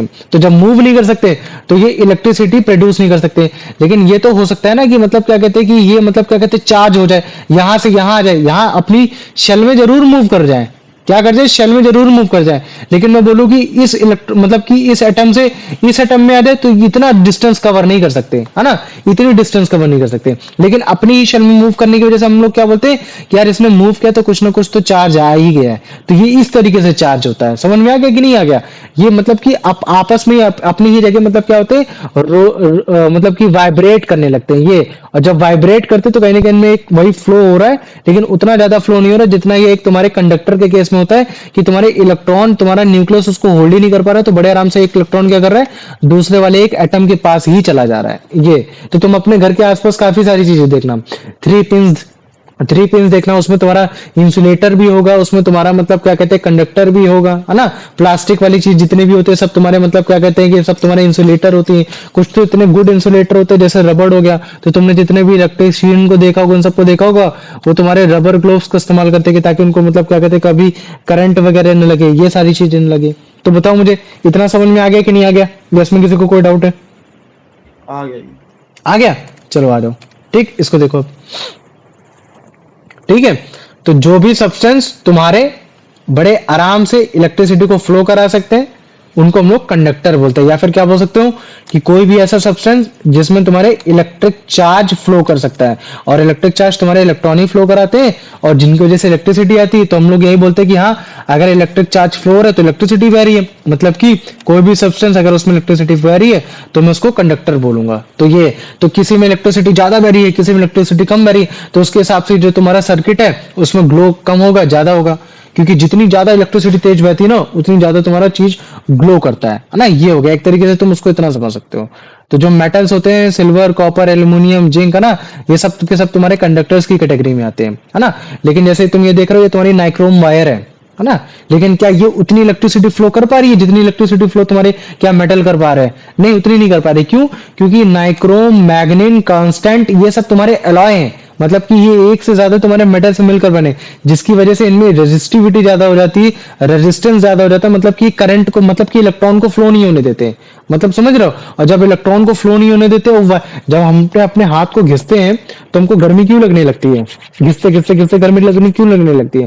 क्योंकि वहां के जो तुम्हारे मतलब क्या कहते हैं कि जो तुम्हारे इलेक्ट्रॉन, जो तुम्हारे सेल के अंदर जो तुम्हारे इलेक्ट्रॉन्स पाए जा रहे हैं, वो जो एटम है, जो एटम में जो इलेक्ट्रॉन पाया जा रहा है वो कहीं ना कहीं क्या हो रहा है तुम्हारे, वो वाइब्रेट कर रहे हैं। और जब वो वाइब्रेट कर रहे हैं तो वो तुम्हारे क्या हो जाएंगे, तुम्हारे मतलब क्या हीट प्रोड्यूस करते हैं।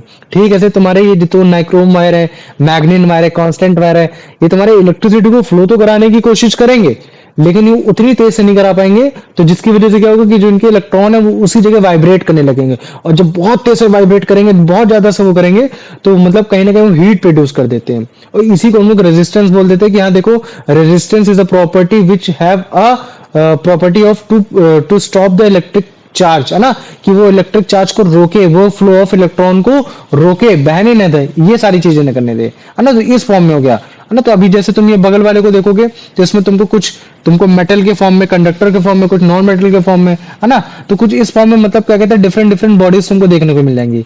तो जैसे इस वाले को देखो, हाँ बोलो। ये जो बगल में वीडियो चल रही है ये तो फ्यूज टाइप है ना? क्या? ये जो बगल में वीडियो चल रही है फ्यूज है ना एक तरह का? ये फ्यूज नहीं है, ये तुम्हारे नाइक्रोम वायर है जो तुम हीटर में इस्तेमाल करते हो। ठीक है, हाँ। ये एक गुड एग्जांपल है तुम्हारा रेजिस्टेंस का, जिसमें तुम्हारे इलेक्ट्रॉन फ्लो नहीं हो पा रहे तो तुम्हारे वो वाइब्रेट कर रहे हैं, और जब वो वाइब्रेट कर रहे हैं तो वाइब्रेशन के कारण बहुत ज्यादा एनर्जी प्रोड्यूस हो रही है, और जो एनर्जी प्रोड्यूस हो रही है वो इन द फॉर्म ऑफ हीट निकलनी है। क्योंकि अगर हीट नहीं निकालेगी तो कहीं ना कहीं वो तुम्हारे मतलब क्या कहते हैं कि तुम्हारा वो जो ना ब्रेक कर जाएगा ये। तो अगर वो इतनी हीट अच्छे से निकाल पा रहा है, संभाल पा रहा है, तो बच जाएगा मटेरियल, अदरवाइज वो ग्लो करके मतलब क्या कहते हैं बह जाएगा ये। तो ठीक वैसे जैसे तुमने ये बगल वाला देखा था इस बगल वाले वीडियोस में, तो इस बगल वाले वीडियोस में क्या था, तुमने देखा कि पहला वाला तुम्हारा कंडक्टर है जिसमें तुम्हारी इलेक्ट्रिसिटी बड़े आराम से फ्लो होगी, मतलब कि इलेक्ट्रॉन फ्लो हो रहा है इसमें। दूसरे वाले में नहीं हो रहा है, मतलब कि भैया इसमें इलेक्ट्रॉन फ्लो नहीं हो रहा है, ये इंसुलेटर है। तीसरे वाले केस में भी ये भैया इंसुलेटर, क्योंकि इलेक्ट्रॉन फ्लो नहीं हो रहे। चौथे वाले केस में अगर देखोगे तो यहाँ इलेक्ट्रॉन तुम्हारा फ्लो हो रहा है, क्योंकि ग्रेफाइट के स्ट्रक्चर में मैंने बताया था कि कैसे उसका एक इलेक्ट्रॉन फ्री इलेक्ट्रॉन होता है जो कि मूव कराता है, जिसकी वजह से तुम्हारी इलेक्ट्रिसिटी फ्लो हो रही है। तो ये तुम्हारा क्या हो जाएगा, ये तुम्हारा तो कभी तुम मतलब कि मेटल एंड नॉन मेटल के केस में कभी भी कंडक्टर और नॉन इंसुलेटर को डिफाइन नहीं करोगे। किस चीज पे डिफाइन करोगे कि तुम्हारे इलेक्ट्रॉन फ्लो हो पा रहे कि नहीं हो पा रहे। तो हो सकता है कि नॉन मेटल केस जैसे ग्रेफाइट जैसे केस में भी तुम्हारे इलेक्ट्रॉन फ्लो हो पा रहे, तो हो पा रहे तो वो कंडक्टर है, तो अगर नहीं हो पा रहे तो वो आपका नॉन कंडक्टर हो जाता है ना। तो जो भी सब्सटेंस में अगर आपके इलेक्ट्रिक चार्ज नहीं फ्लो हो रहा है, मतलब कि इलेक्ट्रॉन फ्लो नहीं हो रहा है, तो वो आपका इंसुलेटर कहलाएगा, है ना। इस चीज को हमेशा याद रख लेना। एग्जांपल के तौर पे तुम्हारा ग्लास, रॉड, ये सारी चीजें, तो कुछ आपस में मटेरियल होते हैं घर में, तो तुमको जैसे तुम्हारा 3 पिन चार्जर है ना, तो इसको तुम 3 पिन चार्जर बोलोगे, सॉकेट है, तो तुम इसमें ध्यान से देखो, जो मेटल वाला केस है वो तुम्हारा मतलब क्या है, वो एक तरीके से मतलब बोलते हैं इसको, मतलब क्या कहते हैं कि तुम्हारा तुम्हारा कंडक्टर हो रखा है ना। जो तुम्हारा मतलब क्या कहते हैं कि दूसरा वाला है, प्लास्टिक वाला है, वो तुम्हारा इंसुलेटर हो रखा है।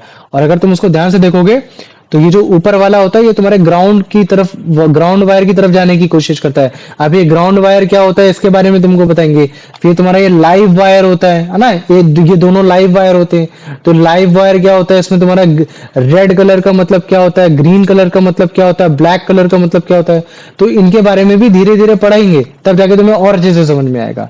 ठीक है, तो अब इनके बारे में ज्यादा नहीं बताऊंगा, अभी बस में इतना ही बता रहा हूँ कि कुछ मटेरियल ऐसे भी हैं जिनमें तुम्हें मेटल तुम्हारा मतलब कि कंडक्टर और इंसुलेटर दोनों ही देखने को मिल जाएंगे, है ना। इवन तुमको मतलब क्या कहते हैं वायर में भी देखने को मिल जाएंगे। वायर के अंदर जो मेटल है वो एक तरीके का कंडक्टर है, वो इलेक्ट्रिसिटी को फ्लो करा रहा है, ये हो गया। ठीक है, और जो उसके ऊपर है वो एक नॉन मेटल है, वो प्लास्टिक का है, तो वो उसमें इलेक्ट्रिसिटी फ्लो नहीं हो सकती। तभी हम लोग बड़े आराम से किसी भी तार को छू सकते हैं। अगर मान लो कि यही तुम्हारा प्लास्टिक में अगर इलेक्ट्रॉन फ्लो हो रहे होते तो इसमें भी इलेक्ट्रिसिटी होती, तो हम उसको छूते नहीं, क्योंकि वो अगर उसको छूते तो हमारी बॉडी तो भाई इलेक्ट्रॉन फ्लो करा सकती है, तो हमें भी करंट का झटका लगता, है ना, ये हो रखा है। तो इस चीज के बारे में भी हम लोग देखेंगे, है ना। तो इनके बीच में जो मेन डिफरेंस है ना कि ऐसा क्यों हो रहा है, कंडक्टर में इलेक्ट्रिसिटी क्यों फ्लो हो रही है, नॉन कंडक्टर में क्यों रही है, तो उसका मेन वही कारण है कि भाई इलेक्ट्रॉन जो उसमें है, न्यूक्लियस उसको अच्छे से पकड़ नहीं पा रहा है, जिसकी वजह से वो बह पा रहा है, वो मूव कर पा रहा है। तो बह पा रहा है मतलब कि वो इलेक्ट्रॉन जैसा फ्री इलेक्ट्रॉन है, जो कि एक एटम से दूसरे एटम में बड़े आराम से जा पा रहा है, जिसकी वजह से तुम्हारी इलेक्ट्रिसिटी जनरेट हो रही है, वो ये हो पा रहा है। लेकिन अगर मान लो कि मैं बोलता हूँ कि कोई एक इलेक्ट्रॉन है इंसुलेटर का, जिसमें जो उसका न्यूक्लियस है वो उसको बड़े अच्छे से स्ट्रांगली होल्ड कर पा रहा है, मतलब कि वो मूव नहीं कर पा रहा, वो एक एटम से दूसरे एटम नहीं जा पा रहा, वो अपने शेल पे ही रोटेट कर पा रहा है, वाइब्रेट कर पा रहा है। तो कुछ ना कुछ तो चार्ज आ जाएगा, लेकिन वो इतना चार्ज नहीं होगा कि वो इलेक्ट्रिसिटी को जनरेट कर पाए। समझ पा रहे हो कि नहीं समझ पा रहे हो, ये चीज है तुम्हारी स्टैटिक इलेक्ट्रिसिटी और तुम्हारी वो इलेक्ट्रिसिटी। तो जैसे ये देखो, मैंने मान लो कि कॉपर की वायर है, तो कॉपर की वायर में तुम देख पा रहे हो कि जो तुम्हारी कॉपर की वायर होती है क्या होती है, मेटल होती है, उसमें इलेक्ट्रॉन तुम्हारे शेयर हो पा रहे हैं, मतलब कि इलेक्ट्रॉन तुम्हारे मतलब कि एक फॉर्म से दूसरे फॉर्म से चले जा पा रहे हैं। तो तुम इसमें एक फ्लो ऑफ इलेक्ट्रिसिटी दिख रहा है, तो अगर फ्लो ऑफ इलेक्ट्रिसिटी दिख रहा है तो मतलब कि तुम्हारा मतलब क्या कहते हैं कि इसमें कहीं ना कहीं तुमको एक कंडक्टिविटी देखने को मिलेगी, मतलब कि इसमें कहीं ना कहीं तुमको एक करंट देखने को मिलेगा। और जितनी तेज से तुम्हारे इलेक्ट्रॉन फ्लो होंगे, जितनी तेज से इलेक्ट्रॉन फ्लो होंगे, उतनी तेज से तुम्हारी मतलब क्या कहते हैं कि तुम्हारी वो पाई जाएगी, करंट की वैल्यू पाई जाएगी। और जितने धीमे धीमे इलेक्ट्रॉन पास होंगे उतने कम पाए जाएंगे ये। और अगर मान लो कि इसी के बीच में अगर कुछ ऐसा होता है कि इनके इलेक्ट्रॉन को रोक रहा होता, धीमे कर रहा होता, तो उसको हम क्या बोल देते हैं, रेजिस्टिविटी, है ना। तो रेजिस्टिविटी का मतलब क्या होता है कि भैया जो इलेक्ट्रॉन को रोकता है, धीमे करता है। तो कुछ लोग तो ऐसे होते हैं जो जन्मों से ऐसे होते हैं कि जो इलेक्ट्रॉन को जाना पसंद ही नहीं करते, धीरे धीरे ले जाना पसंद करते हैं, तो उनको हम लोग रेजिस्टिविटी, रेजिस्टेंस के टर्म में, रेजिस्टर के टर्म में समझाते हैं, ये हो गया। लेकिन कुछ तो ऐसे ही होते हैं कि जो इलेक्ट्रॉन को तो मूव कराएंगे ही नहीं, वो अपने शेल में भले चाहे मतलब क्या कहते हैं कि वाइब्रेट करा दे, लेकिन मतलब क्या कहते हैं कभी भी एक एटम से दूसरे एटम में नहीं भेजेंगे। तो वो प्योरली क्या हो जाते हैं, तुम्हारे इंसुलेटर की कैटेगरीज में आ जाते हैं। जैसे तुम्हारा कॉम है, कॉम में इलेक्ट्रिसिटी नहीं फ्लो हो सकती, लेकिन वही चार्ज तुम्हारा अगर मान लो शेल में वाइब्रेट कर रहा है, तो वाइब्रेट कर रहा है मतलब कि वो फ्लो हो रहा है, लेकिन इतना फ्लो नहीं हो रहा है कि इलेक्ट्रिसिटी फ्लो करा दे। तो मान लो कि अगर जैसे ये मैं बोलता हूँ, है ना, ये इसकी शेल है, तो बार बार यहाँ से यहाँ, यहाँ से यहाँ, यहाँ से यहाँ, यहाँ से यहाँ, यहाँ से ऐसे ऐसे हो रहा है, वाइब्रेट कर रहा है। तभी तो तुम देखो जब हम लोग कंघी घिसते हैं तो ऊपर नीचे करते थे ना, कि ताकि उसके जो इलेक्ट्रॉन है वो ऊपर नीचे होने लगे, ऊपर नीचे होने लगे। लेकिन एक एटम से दूसरे एटम नहीं जा पाते तो इलेक्ट्रिसिटी फ्लो नहीं हो पाती। लेकिन अपनी ही शेल पे बार बार वाइब्रेट करते रहते, ये सब होते रहते, तो कुछ ना कुछ तो उनमें चार्ज जरूर रह जाता है, लेकिन इतना चार्ज नहीं होता कि इलेक्ट्रिसिटी फ्लो पाए। और वही चार्ज हो सकता है कि पॉजिटिवली चार्ज हो, नेगेटिवली चार्ज हो, तो उसके हिसाब से वो बॉडी को अट्रैक्ट भी करा सकता है और वो तुम्हारा रेपेल भी करा सकता है। ये हो गया। तो इस हिसाब से जो तुम्हारी इलेक्ट्रिसिटी होती है वो दो कैटेगरी में डिवाइड हो जाती है, एक स्टैटिक और एक करंट हो गई। स्टैटिक में तुम्हारे क्या है, तुम्हारे इलेक्ट्रॉन कभी भी फ्लो नहीं होंगे, मतलब कि इलेक्ट्रिक चार्ज कभी भी फ्लो नहीं होगा, वो अपनी जगह स्टेशनरी रहेगा। ये वो जहां वो खड़े खड़े या थोड़ा सा हिल के जितना भी इलेक्ट्रिसिटी बना सकता है वो उतनी बना सकता है, उससे ज्यादा नहीं बना सकता, है ना। ये हो गया। तो उस कंडीशन में ये वाला कंडीशन है, जैसे इसमें हमने पहले रब किया, उसके इलेक्ट्रॉन को मूव कराया लेकिन अपने ही शेल तक करा पाए, इसी वजह से वो तुम्हारा थोड़ा बहुत चार्ज आ गया। हो सकता था वो पॉजिटिव चार्ज हो गया, कागज तुम्हारे नेगेटिव चार्ज थे तो पॉजिटिव नेगेटिव चार्ज आपस में अट्रैक्ट कर गए, बस बात इतनी थी। ठीक है, है ना। लेकिन अगर मान लो कि मैं घर की लाइटनिंग की बात कर देता हूँ, इन सब की बात कर देता हूँ, तो उसमें एक करंट इलेक्ट्रिसिटी बहती है, उसमें इलेक्ट्रॉन बहते ही बहते हैं। लेकिन एक फंडामेंटल एक एग्जांपल होता है तुम्हारा स्टैटिक इलेक्ट्रिसिटी का, थंडर स्टॉर्म का। तो ये जो थंडर स्टॉर्म तुम देखते हो ना, ये भी तुम्हारा एक तरीके का मतलब क्या होता है, तुम्हारा उसको वो बोला जाता है कि मतलब क्या है, ये तुम्हारी स्टैटिक इलेक्ट्रिसिटी है। स्टैटिक इलेक्ट्रिसिटी मतलब इनमें भी तुम्हारे इलेक्ट्रॉन क्या है, मूव नहीं करेंगे। देखना कैसे, जब मान लो कि वाइब्रेट करेंगे, वाइब्रेट कैसे करेंगे, जैसे मान लो कि ये क्या होंगे, कभी भी कोई भी बादल, बादल में हमेशा तुम्हारे चार्जेस होते हैं। ठीक है, हमेशा चार्ज होंगे, कोई भी मैटर है हमेशा चार्ज होगा, क्योंकि जितने भी मैटर होते हैं सब एटम से मिलकर बने, और अगर एटम से मिलकर बने तो इसका मतलब है कि भाई उनमें चार्जेस भी पाए जा रहे हैं, इलेक्ट्रॉन प्रोटॉन सब पाए जा रहे हैं। ये चीज हो गया। तो जब भी बादल बादल आपस में रगड़ते हैं, रगड़ना मतलब वाइब्रेट होना, वाइब्रेट होना मतलब कि भैया इलेक्ट्रॉन मतलब वाइब्रेट हो रहे हैं। और तुम सोचो अगर वही इलेक्ट्रॉन वाइब्रेट हो रहे हैं, प्रोटॉन वाइब्रेट हो रहे हैं, सब वाइब्रेट हो रहे हैं, तो कहीं ना कहीं उनमें मतलब एक चार्ज आ जाएगा, और जब वो चार्ज आ जाएगा तो उसमें एक एनर्जी आ जाएगी। और क्लाउड जैसी चीज तो बहुत बड़ी होती है, तो मतलब कि उसके हिसाब से देखा जाता है तो उसमें बहुत ज्यादा एनर्जी होती है ना ये। और जब तुम देखते हो ना कि ग्राउंड में कैसे हीट करती है, तो तुम देखो ग्राउंड के जो तुम्हारे प्रोटॉन होते हैं वो ऊपर आ जाते हैं, और जो तुम्हारे बादल के जो इलेक्ट्रॉन होते हैं वो नीचे रहते हैं। तो अब ये आपस में क्या करेंगे, अट्रैक्ट करेंगे। जब अट्रैक्ट करेंगे तो इसी वजह से तुम्हारी बिजली जमीन की तरफ आते हुए गिरती है। ये तो कभी भी अगर तुमसे बोले कि कभी भी अगर तुमको चार्ज दिखाना हो स्टैटिक इलेक्ट्रिसिटी में, खासकर क्लाउड में, तो हमेशा दिखाना कि क्लाउड के नीचे तुम्हारा नेगेटिव चार्ज पाया जाता है, जमीन में तुम्हारा पॉजिटिव चार्ज पाया जाता है, और ये तुम्हारे अपोजिट चार्ज अट्रैक्ट करते हैं। तो जिसकी वजह से ये जो चार्जेस है आपस में अट्रैक्ट करने की वजह से इनके बीच में एक तुमको मतलब क्या कहते हैं इलेक्ट्रिसिटी दिखती है, और वो इलेक्ट्रिसिटी कहीं ना कहीं तुमको ग्राउंड में हिट कराने की कोशिश करती है ना। इनमें तुम्हारे जो चार्जेस है वो तुम्हारे मतलब क्या कहते हैं कुछ वो नहीं जा रहे कि तुम्हारे फ्लो कर रहे हैं, ये फिर चीज कर रहे हैं, ये फिर सारी चीजें हो रही हैं। ठीक है, कि यहाँ से इस तरीके से यहाँ से घूमकर यहाँ चले गए, यहाँ से घूमकर यहाँ चले गए, यहाँ से घूमकर वहां चले गए, नहीं, ऐसा कुछ नहीं हो रहा। वो आपस में अपनी जगह बस वाइब्रेट कर रहे। और वाइब्रेट क्यों कर पा रहे, क्योंकि डस्ट पार्टिकल की वजह से, या फिर मान लो कि तुम्हारे मतलब क्या कहते हैं कि तुम्हारे ये तुम्हारे क्लाउड के रगड़ने की वजह से, इन सब चीजों की वजह से मतलब क्या कहते हैं कि इनमें वाइब्रेशन कारण होने की वजह से ये तुम्हारा मतलब क्या कहते हैं थंडर स्टॉर्म जैसी फंडामेंटलिटी दे पा रहे हैं ये। और लेकिन अगर घर की बात की जाएगी तो घर के उसमें इलेक्ट्रिसिटी में क्या होता है कि प्रॉपर जो तुम्हारे इलेक्ट्रॉन है वो बह पाते हैं, तो बह पाते तो हमको एक इलेक्ट्रिसिटी दिखती हुई दिखाई देती है कि हाँ कि लाइट है, ये चीज है। तो करंट इलेक्ट्रिसिटी जिनमें इलेक्ट्रॉन प्रॉपरली बह रहा हो, स्टैटिक इलेक्ट्रिसिटी जिसमें इलेक्ट्रॉन आपका बह नहीं रहा हो, इलेक्ट्रॉन अपनी जगह वाइब्रेट करके अपने आप को चार्ज बस केवल कर पा रहे हो वो, और वो चार्ज इतना सुफिशियंट नहीं है कि वो एक इलेक्ट्रिसिटी को प्रोड्यूस कर पाए, एनर्जी को प्रोड्यूस कर पाए। ये है। तो पहले मेरे को बताओ इतना समझ में आ गया कि नहीं आ गया, इतना आ गया, हाँ हाँ भैया आ गया आ गया। हाँ आ भैया गया। आ गया। चलो ठीक है, आ जाओ प्रणव इसका आंसर बताओ। According to the text, what is the primary difference between a conductor and an insulator? Conductor are always made of pure gold. Conductor allow electricity charge to flow easily, while insulator do not conduct. Insulators are only found in liquids, while conductors are only solid. भैया B वाला। B वाला, very good. आ जाओ अंश इसका answer बताओ। Which of the following non-metal substance specifically mentioned as being a conductor is graphite? Good है ना, ये हो गया। आ जाओ यश इसका आंसर बताओ।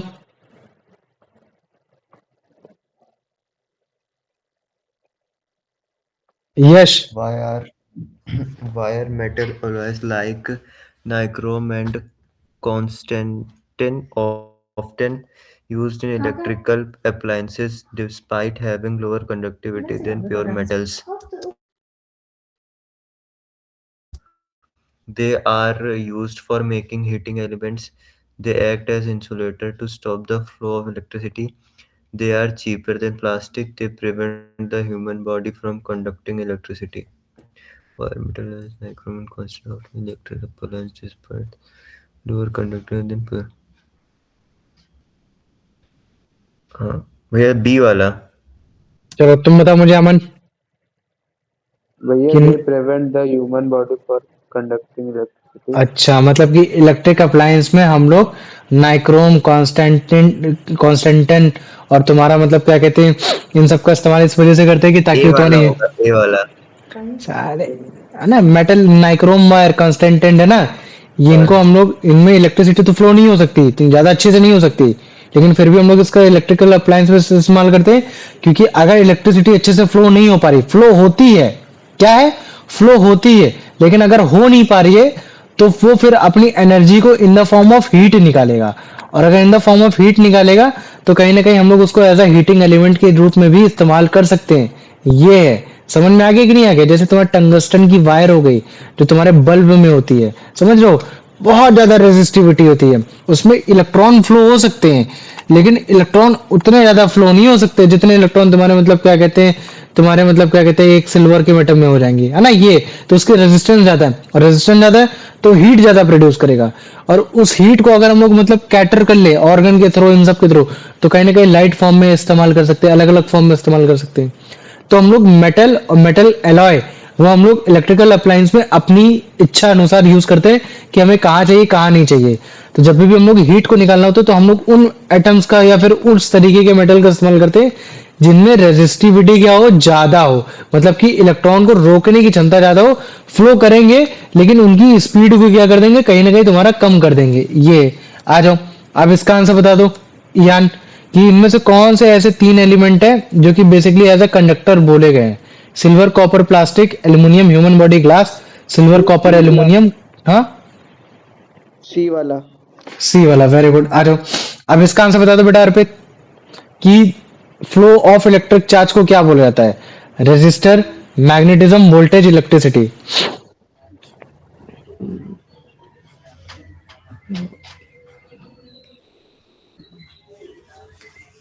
रेजिस्टेंस नहीं कोई बात नहीं ठीक है चलो ठीक है हाँ इलेक्ट्रिसिटी कोई दिक्कत नहीं है ना तो भैया इलेक्ट्रिक चार्ज का फ्लो होना कभी भी अगर आ जाए ना इलेक्ट्रिक चार्ज का फ्लो होना तो तुम तुरंत समझ लेना कि भैया इलेक्ट्रॉन का फ्लो होना और इलेक्ट्रॉन का फ्लो होना तो भैया इलेक्ट्रिसिटी लाता है ये अभी बाद में और चीजें पता चल जाएंगी जब मैं तुम लोग को वोल्टेज के बारे में पढ़ाऊंगा इलेक्ट्रिक करंट के बारे में पढ़ाऊंगा तब तुमको और अच्छे समझ में आएगा कि अभी इलेक्ट्रिसिटी तब फ्लो होती है जब तुम्हारे इलेक्ट्रॉन बहते हैं और इलेक्ट्रॉन के पास होता है चार्ज तो मतलब कि मैं क्या बोल सकता हूँ कि फ्लो ऑफ चार्ज तो फ्लो ऑफ इलेक्ट्रॉन बोलो चाहे फ्लो ऑफ चार्ज बोलो तो अगर वो चार्ज इलेक्ट्रिसिटी ला रहा है तो मैं उसको इलेक्ट्रिक चार्ज बोल देता हूँ तो मतलब कि फ्लो ऑफ चार्ज या फ्लो ऑफ इलेक्ट्रॉन या flow of electric charge always produced electricity ये हो गया है ना तो उसमें कोई ज्यादा डिफरेंस नहीं है आ जाओ अब इसका आंसर बता दो यश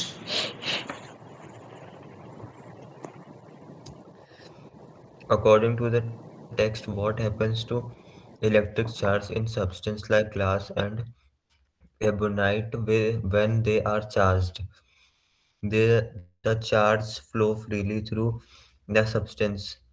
The charge move to the nearest metal pin. The electric charge remain bound to them and do not move away. The charge turn into heat energy immediately. What happens to electric charge in substance glass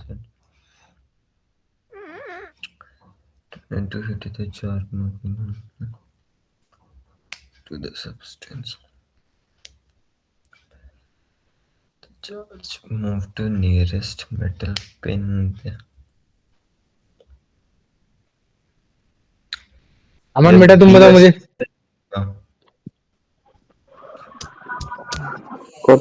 what happened to electricity charge? भैया हम बताएं उसको बोलने दो अमन को बोलने दो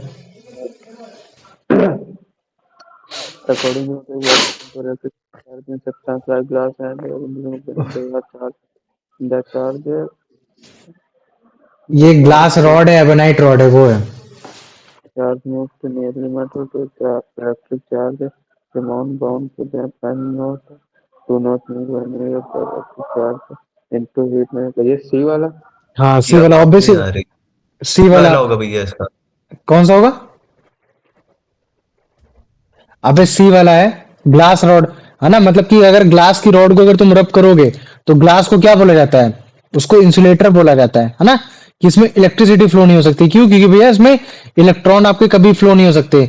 लेकिन भैया चार्ज तो ये फिर भी हो सकता है ना? क्योंकि भैया ये अपने आउटर मोस्ट शेल में इलेक्ट्रॉन को क्या करा सकता है? हल्का फुल्का मूव करा सकता है, लेकिन एक एटम से दूसरे एटम में इलेक्ट्रॉन को फ्लो नहीं करा सकता। क्योंकि जब भी अगर एक एटम से दूसरे एटम में इलेक्ट्रॉन अगर फ्लो हो पा रहा है, मतलब कि इलेक्ट्रिसिटी बह रही है।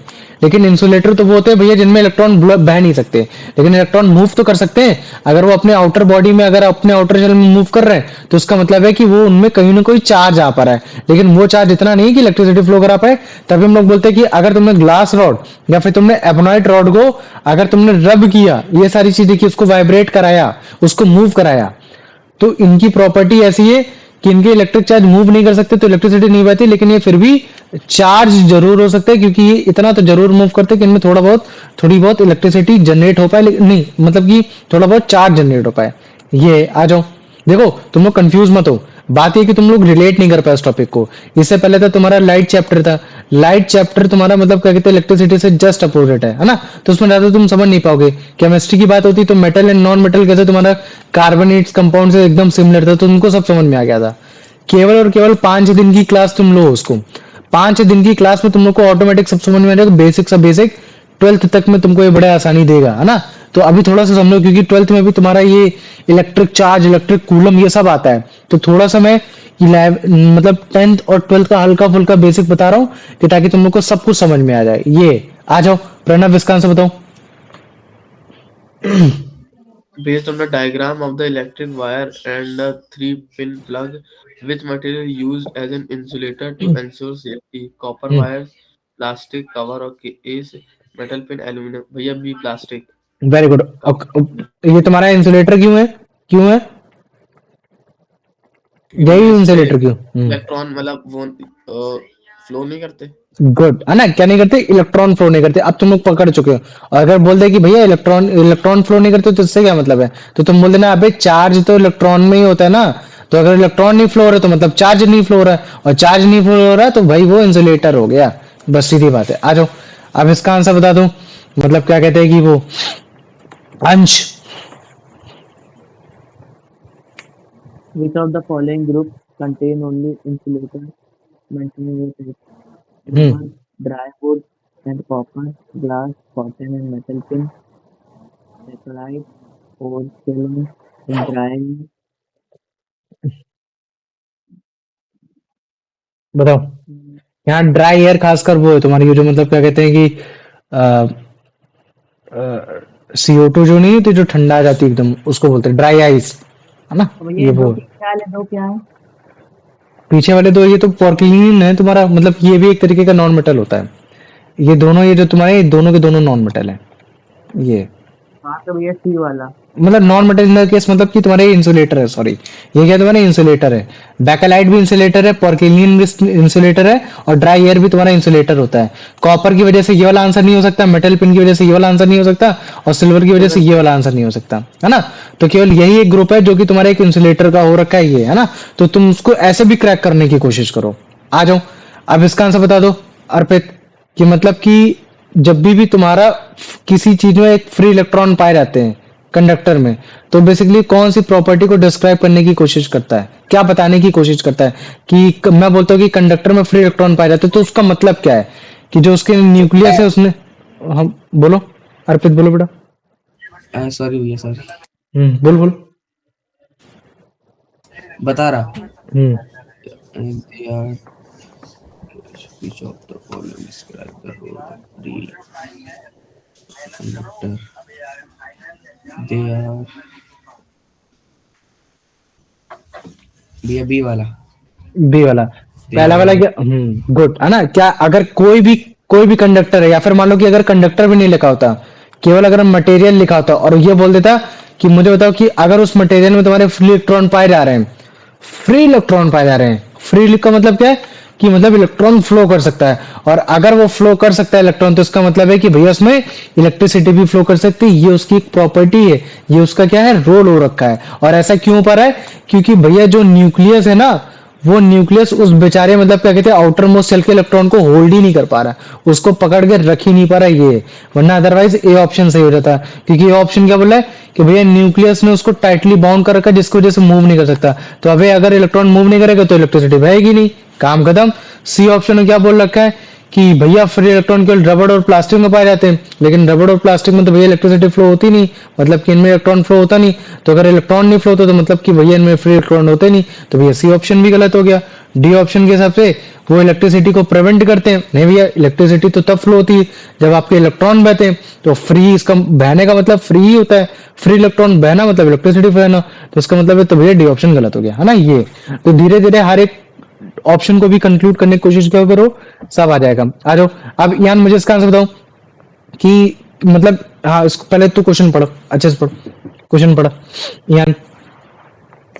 What happens to the electric charge when it's applied to an insulator at a surface? मतलब तो क्वेश्चन ये बोल क्वेश्चन रहा है, हाँ ठीक ठीक चल कोई बात नहीं, ठीक है मैं बताऊं। मेरे से क्वेश्चन ये बोला जा रहा है कि मान लो कि अगर किसी इंसुलेटर में एक इलेक्ट्रिक चार्ज दिया जाता है किसी भी लोकेशन में, मैं बोलता हूँ कि प्लास्टिक की कंघी है, तूने उसमें इलेक्ट्रिक चार्ज दिया, इलेक्ट्रिक चार्ज मतलब वो रब करके दिया, ये कैसे भी करके दिया, तो बेसिकली क्या होता है इलेक्ट्रिक चार्ज के साथ, है ना, है ना। ये क्वेश्चन बोल रहा है कि मुझे बताओ इंसुलेटर जैसे सब्सटेंस के साथ, इंसुलेटर जैसे चीजों के साथ, अगर तू उनमें माइक ऑफ करो, ठीक है, अगर कुछ वो करता है, एक इलेक्ट्रिक चार्ज देता है तो फिर क्या होगा, ठीक है। ऑप्शन ए के अकॉर्डिंग चार्ज इमीडिएटली फ्लो होने लगेगा इंसुलेटर जैसे सब्सटेंस में, जो चार्ज है वो तुम्हारा इवनली मतलब क्या कहते हैं सरफेस पे मतलब क्या कहते हैं स्प्रेड हो जाएगा। या सी ऑप्शन है, जो तुम्हारा चार्ज है वो तुम्हारे इनिशियल लोकेशन पे बाउंड हो जाएगा फिर मूव नहीं करेगा। और फिर ऑप्शन डी है कि जो चार्ज, जो इंसुलेटर का जो मतलब कि जो चार्ज जिसकी वजह से जो मेटल वो नाइक्रोम जैसा बन जाएगा, मेटल जैसा नाइक्रोम जैसा बन जाएगा। ये बताओ। ए भैया ये डी वाला नहीं। पागल नाइक्रोम बन जाएगा वो। नहीं नाइक्रोम तो नहीं बनेगा, वो जब इलेक्ट्रिसिटी ट्रैप हम्म, हो जाती है मतलब ए रेजिस्टेंस हो जाता है। हाँ, भैया ए वाला होएगा। नहीं, अगर चार्ज फ्लो होने लगा मतलब कि अगर इलेक्ट्रॉन फ्लो होने लगा तो इलेक्ट्रिसिटी पाएगी, तो भैया इंसुलेटर की तो ये प्रॉपर्टी होती ही नहीं है। अब नहीं सोच, होती। बी ऑप्शन सोच, बोल रहा है कि चार्ज स्प्रेड हो जाएगा इवनली, मतलब कि हर जगह बराबर फैल जाएगा। नहीं ऐसा भी जरूरी नहीं है ना। बेसिकली क्या होता है, चार्ज अपने आउटर मोस्ट शेल में क्या हो जाता है, वो बाउंड ही रहता है, वो मूव नहीं कर सकता, है ना। इनिशियल पोजीशन में बाउंड हो जाता है, मतलब कि मूव नहीं करेगा, मतलब कि एक अटम से दूसरे अटम में जाने की कोशिश नहीं करेगा। तो इंसुलेटर की खास ऐसी प्रॉपर्टीज होती हैं। चलो कोई दिक्कत नहीं, आ जाओ। अब यश इसका आंसर बताओ।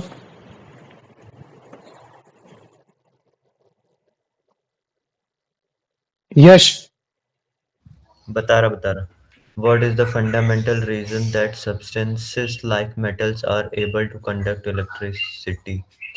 They have a high density of nuclei that attract charges. They contain free electrons that can move from one atom to another. They are always kept at a very high temperature in electric appliances. The electrons are strongly held by the nuclei, preventing them from escaping. We are B वाला. B वाला ना, very good, आ जाओ। अब इसका answer बता दो Pranav. Which of the following is provided as an example of static electricity in the text? The electricity used to power home appliances, the flow of charges through a nichrome heating element, the charge acquired by a glass rod when rubbed with a silk top. ये सी वाला।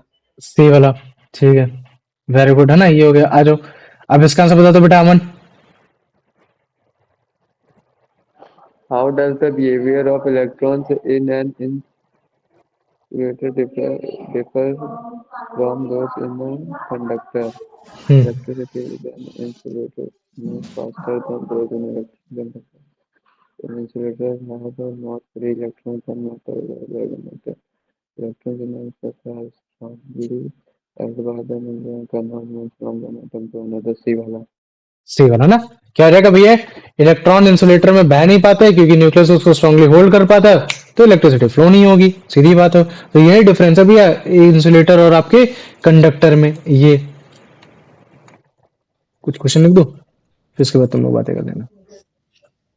आ जाओ, mic off करो, ठीक है।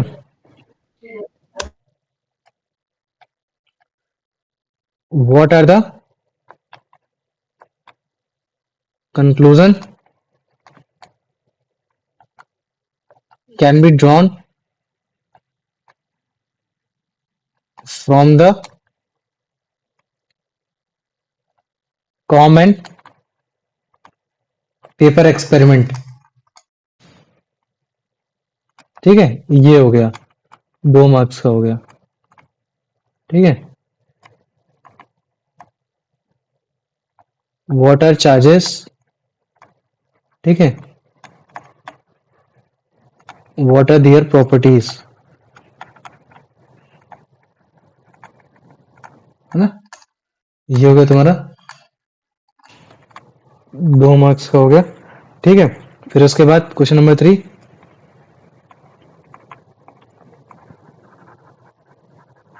Coulomb is unit of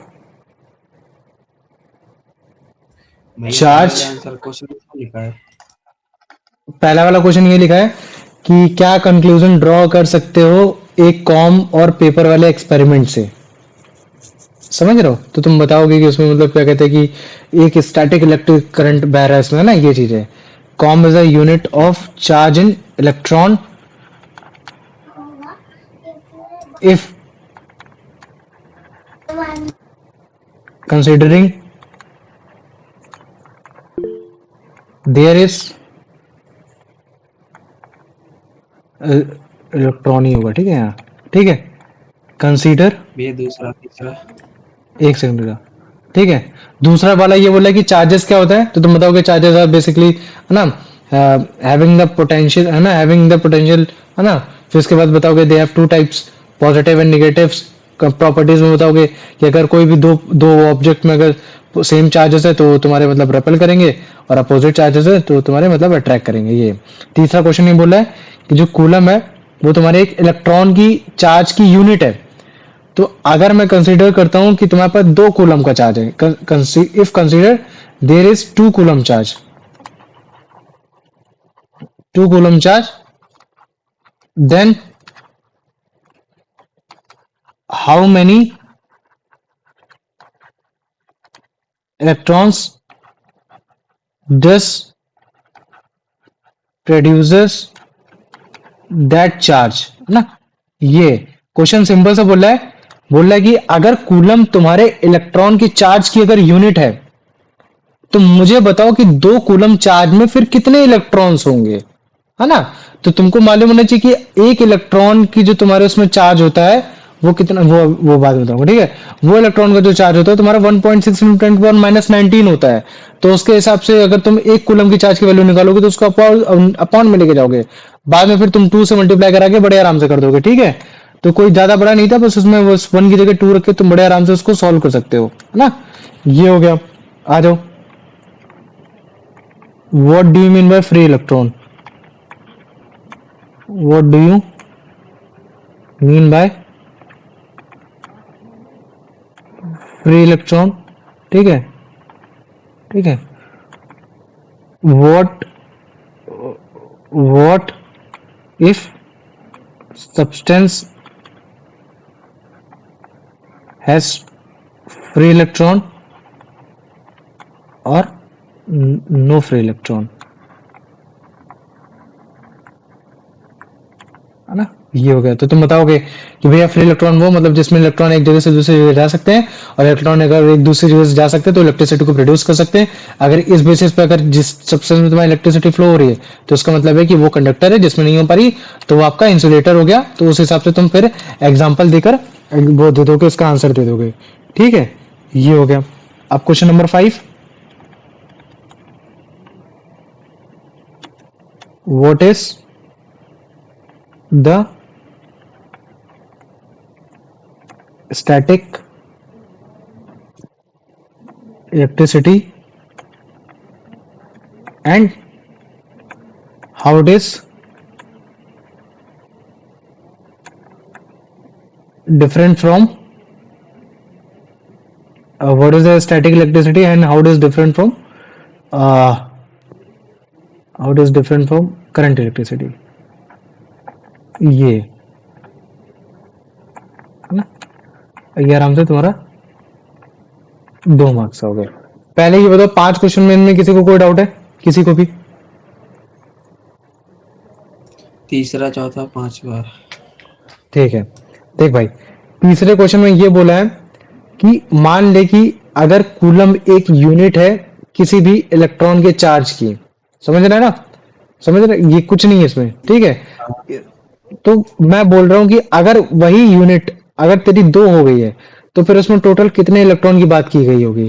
जैसे मैं बोलता हूं कि जो केजी तेरी यूनिट है वो ये बता रही कि तेरा सेब कितना भारी है, और मैं बोल देता हूं कि तेरे पास 4 केजी है, तो तू मुझे बता उसमें टोटल तेरे पास कितने सेब हैं, ये है ना। तो कंसीडर यहाँ तुम सेब का एग्जांपल के साथ नहीं कर सकते, क्यों? क्योंकि सेब तेरे छोटे बड़े दोनों हो सकते हैं, लेकिन जो तेरे इलेक्ट्रॉन होते हैं, इलेक्ट्रॉन तेरे सेम साइज के होते हैं, उनका मास सेम होता है, इसी वजह से जो उनके चार्जेस होते हैं वो भी सेम होते हैं, है ना। इसी वजह से तू उनको चार्जेस के सेंस पे आंसर देने की कोशिश करेगा। तो चौथा क्वेश्चन ये बोल रहा है कि तुम फ्री इलेक्ट्रॉन का मतलब क्या समझते हो, है ना। तुम बताओगे जो फ्री इलेक्ट्रॉन है उसका मतलब है कि इलेक्ट्रॉन एक एटम से दूसरे एटम में बह सकता है, और अगर बह सकता है तो मतलब कि इलेक्ट्रिसिटी को फ्लो करा सकता है, और जिस जिस भी सब्सटेंस में ऐसा हो रहा है तो उसको कंडक्टर बोलते हैं। एग्जाम्पल के तौर पे ये सब हो गए, सारे सारे ऐसे सब्सटेंस नहीं होते, कुछ इलेक्ट्रिसिटी को धीमे करते, कुछ कम करते, तो उसके हिसाब से तुम नाइक्रोम वायर का एग्जाम्पल दे देना। बाकी तुम्हारा जिसमें कभी भी इलेक्ट्रिसिटी फ्लो नहीं होता, केवल चार्ज हो सकता है, उतनी इच्छा इतना ही कर पाएगा, तो उसको हम कंडक्टर बोल देते हैं। पांचवा क्वेश्चन बस इसी को थोड़ा सा घुमा के बोल दिया है ना, क्या कि स्टैटिक इलेक्ट्रिसिटी क्या है और तुम्हारे करंट इलेक्ट्रिसिटी में डिफरेंट क्या है। तो स्टैटिक इलेक्ट्रिसिटी में तुम यही बताओगे कि इसमें फ्री इलेक्ट्रॉन्स नहीं होते, लेकिन वो इलेक्ट्रॉन अपनी जगह पे रहकर तुम्हारा चार्ज हो सकते हैं, बस वो इतना मतलब क्या कहते हैं वाइब्रेट कर पाते हैं, बस केवल इतना हो पाता है। लेकिन जो तुम्हारी करंट इलेक्ट्रिसिटी उसमें तुम्हारे जो चार्जेस हैं, जो इलेक्ट्रॉन है वो तुम्हारे एक जगह से दूसरी जगह फ्लो कर पा रहे हैं, जिसकी वजह से तुम्हारे मतलब क्या कहते हैं इलेक्ट्रिसिटी जनरेट हो रही है। तो स्टैटिक इलेक्ट्रिसिटी में तुम एग्जांपल दे दोगे कॉम हेयर वाला, एबोनाइट रॉड और तुम्हारा ग्लास रॉड वाले, ये सारे एग्जांपल हो गए। या फिर तुम मतलब क्या कहते हैं कि तुम ये बादल वाला एग्जांपल दे दोगे, है ना। और करंट इलेक्ट्रिसिटी में एक जो तुम सर्किट बनाते हो घर पे, उसका एग्जांपल दे दोगे। तो ये 5 क्वेश्चन हो गए।